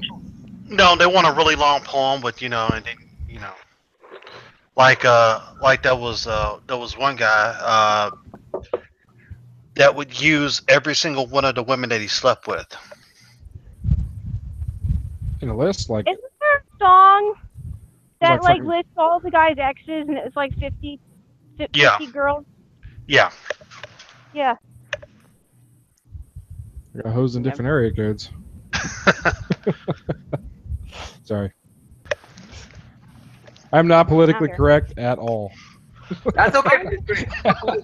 I named this fucking stream "Community Needs More Shitlords." Be politically as incorrect as you fucking want. I say fuck and shit and cock a lot. Only 2 genders. Oh shit. No, there's only 2 sexes. Right? You can only have a dick or a vagina. That got brought up frequently in class because somebody may have possibly always a dick. Someone's gender, and so I had to bring up to them like, you can't do that. You are assuming that you're assuming their gender. And he's like, I know you're being facetious. I'm like, yes, I totally am. I am an age-64 Apache helicopter. Are you? You know, I always wanted. Yeah. Yeah, I mean, I got an unsolicited text message from a certain political party, political action committee, and just to be an asshole, I'm like, do I fucking know you? And did you just assume my gender? and so the person really went on the defensive, and we went back and forth for about 20 minutes. So yeah, gender is more of your supposedly not biological. Sex is your biological sex. I mean, like. No. Gender is binary, period. I mean, how many times do we have to explain this? Gender is binary. Sexuality you can pick. No. You can't pick your sex. Sex is the scientific term used for male or female. The act of copulating. Sexuality is what you choose to be with, whether it be whatever, and gender is binary. You cannot have more than 2 genders, except for the rare exception where there is a genetic issue such as hermaphroditism or chimera or something like that. But it's a very rare thing. Chimera doesn't change her sex. Well, but it's a weird hybrid. That's what I'm saying. No. Chimera is having 2 distinct DNAs in the same body. Then there's also AIS, androgen insensitivity syndrome, and there's also like things like Klinefelters, where you have XXY chromosome, and which we experience in our immediate family. But yeah. Let's see, where's it at? So. But there are 256 genders. No. There's only 2 genders. There's multiple different sexualities, and so look. So sex is the biological distinction of an organism between male or female. sexing is the act of determining the sex of an animal or person or whatever. So I think sex and gender is the distinction between male and female or masculinity and femininity than an individual's gender identity, which whatever. Oh, see, that's been edited by social justice bullshit. Because the way that you were using the word sex, it is a synonym for gender. Language. But gender is not the scientific your term. Gender is not the scientific term for male or female. It just is, sex is not the scientific term for intercourse or cough walking, whatever. Yeah. So sex is the appropriate scientific term for male or female. What sex are you? But yes, gender is a synonym of sex. Yeah, and that's up until about 3 years ago. Well, fuck them from 3 years ago, because that's not. It's like you can't. That is also a synonym for sex. That you have. That's why we have. But that is the whole reason we have. What is your sexuality, or what do you choose? But that's not the same as gender. So if you want to identify sexuality-wise, identify as I am attracted to cars, whatever, that's fine. There are people out there that fuck cars, by the way. It doesn't change your gender to mayonnaise. Okay, I'm gonna post a password poem in the chat right now. Let's see if y'all can get it. I don't know what to do. There we go. Are you done? There are people out there that are sexually attracted to cars, by the way. Mechanophilia. Yeah, cars are sexy. Go ahead and read. No. They fuck their car. Yes, I know. I'll pass on that. I'm fully I don't know if I'm pretty sure this guy's sticking his dick in the gas tank fucking tube. Pretty sure it burns. No, it's the tailpipe. Muffler, and then you get. That's got a fucking flapper valve on that, man. Like that shit fucking clamped down on your dick so hard, and the more you pull, the more it's gonna fucking. the more you fucking pull, the tighter it's gonna. What was that? Fascinating EMS calls where you have to figure out why you have a third-degree burn on your nutsack. Yeah, EMS. It's a noble profession for those of you that pursue it, but I think I would avoid it. I have friends that send me random pictures of rashes. What do you think of this? Thank you. Yeah, I hate that crap. Your husband subscribed me to some like EMS humor Facebook group. Adrian, your videos are like, this is fucked up. Adrian, your brother said talk about autoeroticism or eroticism. Get it? Haha. Anyway. Okay, bro. I bet. I'm looking at YouTube chat. Sorry. Autoeroticism. I do love the line from X-Files where this character. The best episode of X-Files ever was Clyde Bruckman's Final Pose or something like that. And it was this guy. I can't remember the guy who played Frankenstein in Young Frankenstein with Mel Brooks. That actor is in it. And at one point, he tells Agent Mulder, I can think of far worse ways to go than autoerotic asphyxiation, but none less dignified. It's like that. And Mulder's like, why are you telling me this? I don't know who fucking people are going to die. I don't know who this guy Archon 067 is, but this guy's fucking snappy as a whip, man. What's he saying? Your brother said talk about autoeroticism, as in like automobile, and Archon came back and said only when you use the choke. Yeah. I love it. It's horrible. And the thing is he tells Agent Scully about how she's going to die, and she says you don't. And the funny thing, episodes later, it seems that the scenario sets up where he inherits someone else's immortality. It's actually a really good series of episodes. I haven't watched a lot of the new X-Files, though. They did an X-Files reboot on Netflix here recently, but I don't think I watched it. Really? Yeah. Did it like a full reboot? Because the problem is after the movie, it kind of went downhill, and then I couldn't get back into it, and I was sad. Yeah, because fucking bees and stuff. Like everybody's like, what? But yeah, whatever. It was so sad because it was like awesome, and then they had the movie, and then I don't know what the hell, and then the writing went to shit. Yeah, I watched the X-Files where the fucking sewer monster got into the porta potty when I was in Iraq. Terrible that was idea. Like the first, was it like one of the pilots? That was real early on. Oh, the sucker. It was a fuck. Yeah. It was a fucking terrible idea because every bathroom in Iraq was a fucking porta potty. Yeah. I know this is off topic. We used to call those the blue rooms. Right.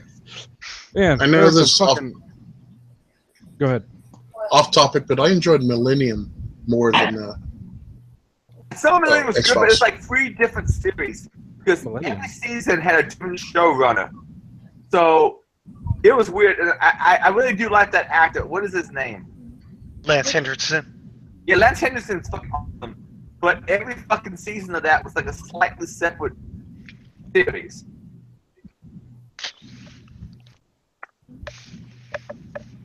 Which show? Yeah, it was true. Yeah, Millennium. Oh.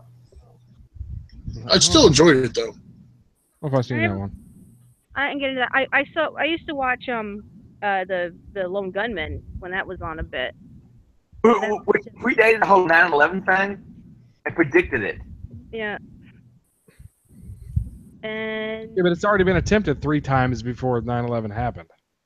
Yeah. Well, I know there was a bombing in the 90s inside of like the parking garage. Yeah, there was the bombing, and there was like at least 1 or 2 other attempts to do something that got screwed up, jacked up, or stopped.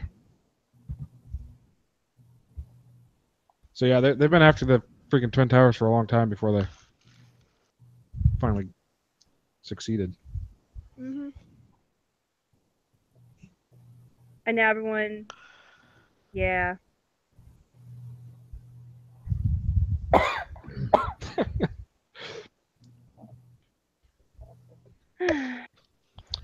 So, what about Waterworld? Does everybody like Waterworld?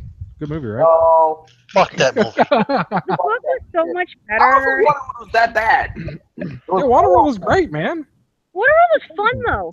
It was like fucking Mad. I think it's a realistic portrayal of the ice caps melting. Yeah. Yeah, sure. It was completely realistic. I don't think there's enough ice in the ice caps to actually raise the water that high. That's like Al Gore's wet dream that Waterworld happened. See, even chat loved Waterworld, man. You know, it was like Mad Max without dust. Well, 2012 goes after that, but that's was it Ron? Is it Ron Emmerich, the disaster producer? That's all that he does is end of the world shit. I'm a huge like Mad Max fucking Society's Ended fan. Why do you think I moved to Indiana? Right. The drugs. No, that's bad. Oh my god, you want some inside scoop on that fucking fentanyl? Shit, man. Sentinel? The fentanyl, that shit. You like almost not like you blow by that shit, it'll kill you. And fentanyl?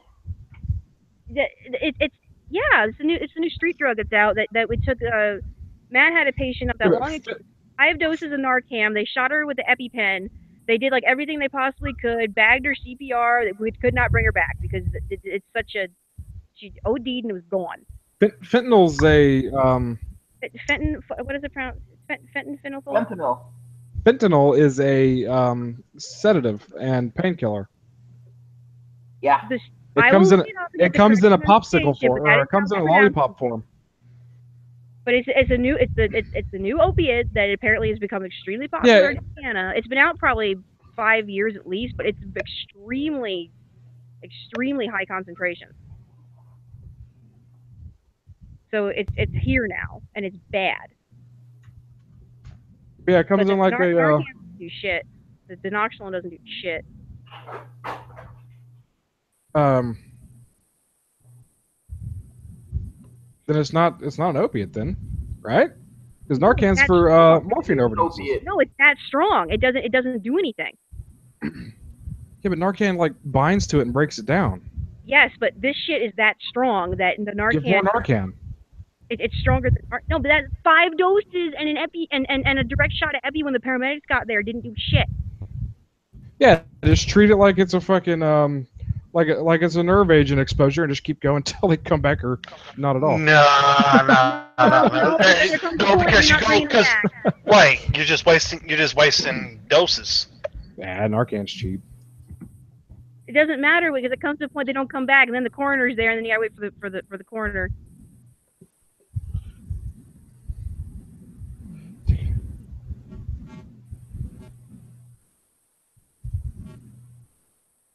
No, but that's rough. It's rough because when you start getting shit that not even the Narcan does anything on. I mean, like you'd have to give, and it's coming in a pill form, right? I don't know how powders too, because that's what they're telling us. Because the problem is we'll get the canines officers are starting to carry Narcan for the canines, because when they come across some of this stuff, because that's the dogs. If the dogs get even a little bit of it, it puts the dog out, and so that they're having to Narcan the canines.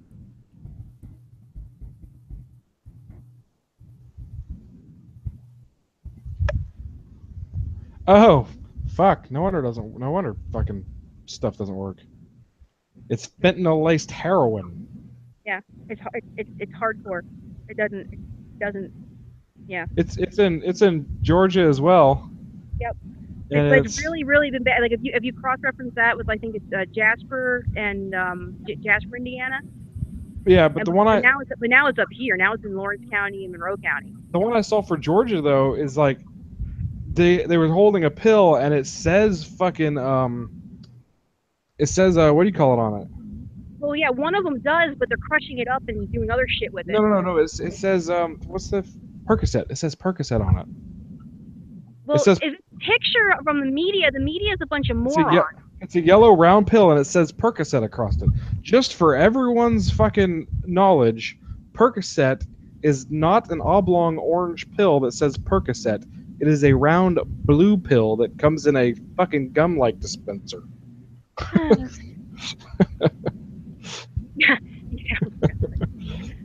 Yeah, like the what's the fucking slide? You know, slide out of the cardboard box and you push the gum out, the like chiclet gum shit. No, not a Pez. It's like plastic and it's got the foil across the back and you push the gum out. It comes in a box like that. Oh, I know what you're talking about, but I can't remember. Yeah, whatever that kind of gum is. But that's Percocet is blue, and it comes in like a plastic thing with foil over the back, and it's round, not oblong, and it doesn't say Percocet. We're dealing with. There was 20 deaths in Bloomington over the weekend. Wow. My God. Yeah, I think that's a lot. Apparently, there was 20 up the next county because of that. It's been that. Yeah, you would think though that like people. I'm sure most of the people that are dying are in their 20s, probably. Well, no. It's across ages. Because they were. I can't give any details on the YouTube thing. Anyway. I can see like people in their 50s like fucking not Googling it, but I would assume that people. I guess everyone's stupid though, but fucking. I don't think they're in their 20s though. I try not to assume anything, but desperate to get high and get a buzz while they're. Yeah, but always Google the pill you're trying to get high off first. well, I remember back, like I do. I remember back in the day having my brother bringing me strange pills, and then we would go to my house and look it up in the PDR. Yeah, that's what you're supposed to do. I have Socrates on my damn cell phone. I can just take a picture of it and it'll tell me what it is. No, I'm just saying this was the mid-90s. Oh yeah. Hey, I got what the fuck this is? You're supposed to look it up before you just go fucking throw it in your mouth. But junkies don't care. Yeah. When they're also like direct sniffing fumes off of gas cans and shit, it's dogs in the house. I don't know why you're outside. Yeah, we used to give fentanyl in a sucker, like lollipop form. Yeah, and that was in the research that I was doing. Is that's how they used to be lollipop. Get in the house. Well, they give it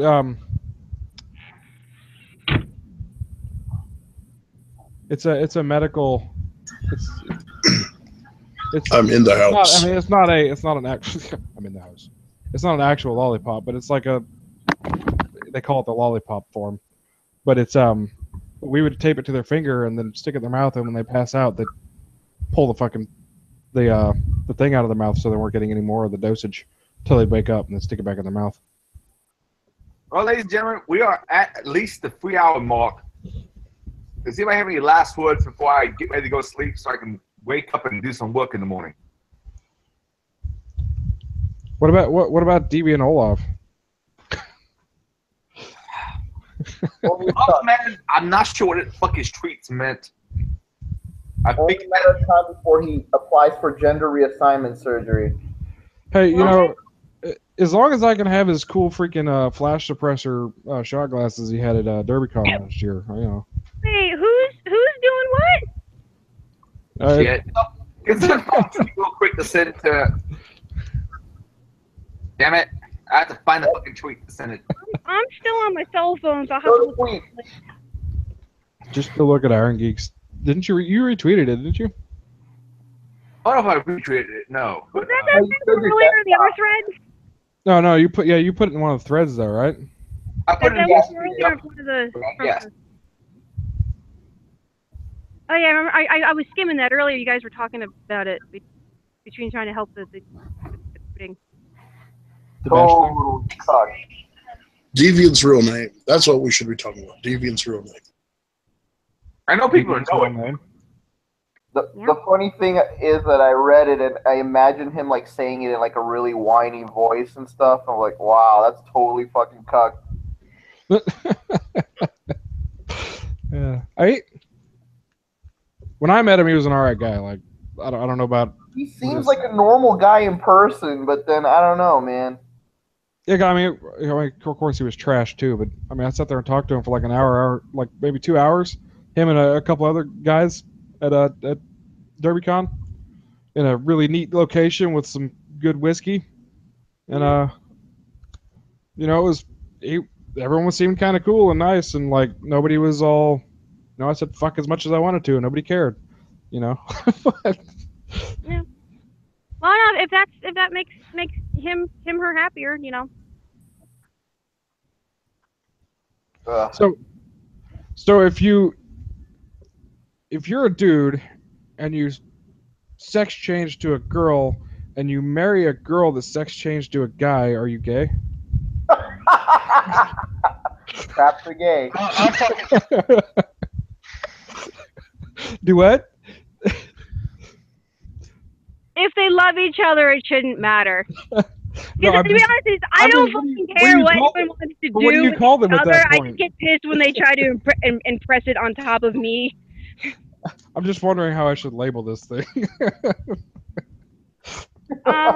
make a figure 8. Just use a figure 8 symbol. How long ago were these tweets? 'Cause I don't see any. Yeah, earlier today. Hold on. I'm trying to find it. They were like on the 26th. I'm on it. I'm on his tweet feed. I just don't see it. Adrian had them. All right, I need to get inside so I can eat something and go to bed, and the cat's. Oh, okay, I see you. So that's a retweet. I'm gonna bring up the base of the thread. It's gonna be in the feed here shortly. Yeah, share your screen.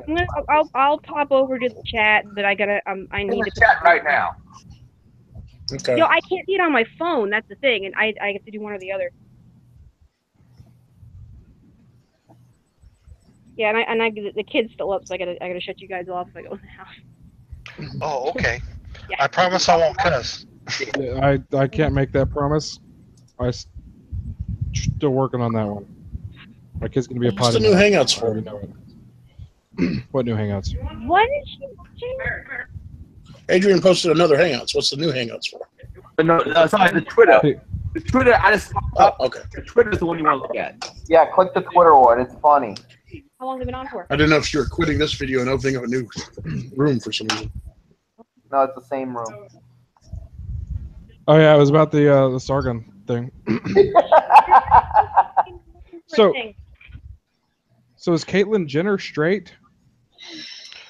I don't know. I thought Caitlyn Jenner still had the twig and berries. Captain Twig and Berries still likes boning women. Yeah, exactly. So is Caitlyn a lesbian? Wait, hold on. Caitlyn a lesbian or is Caitlyn straight? Time out. If you still have all your stuff and you like doing the other one, that does not make you transgender. That makes you cross-dresser. I'm pretty sure he got boobs though. Yeah. And I think he just tucks. I think he just tucks so it doesn't pop out in a dress. That's if he got the top parts and he didn't get rid of the bottom parts, makes you sexual, doesn't it? I don't know. I don't know these rules. My prediction. But in 5 years, Tara, after Deviant Ola marries Tara, she'll convince him that getting gender reassignment surgery is a good idea, and he'll go ahead and do it.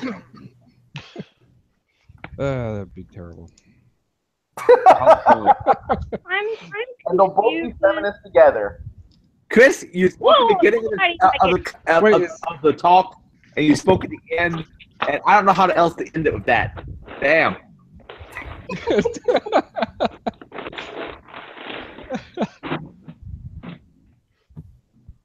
Okay. So would Deviant be gay?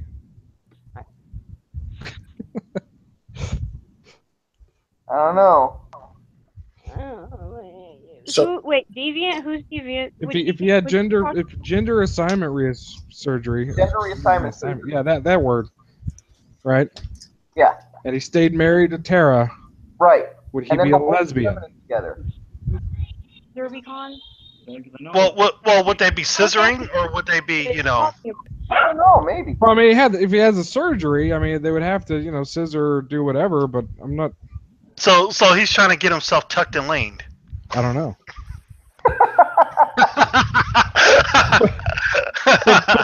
but being a guy and having it tucked in, I would assume penetration would have to happen for you to get any pleasure out of that. 1G.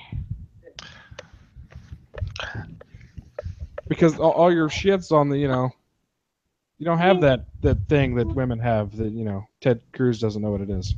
Okay, all right. I'm gonna let you guys go. I need to make myself something to eat. All right, folks. We'll call it evening. I'll catch you guys next week at 7 p.m. on Wednesday. All right. All right. Keep your pip hand strong. See y'all later. I'll miss you. Later.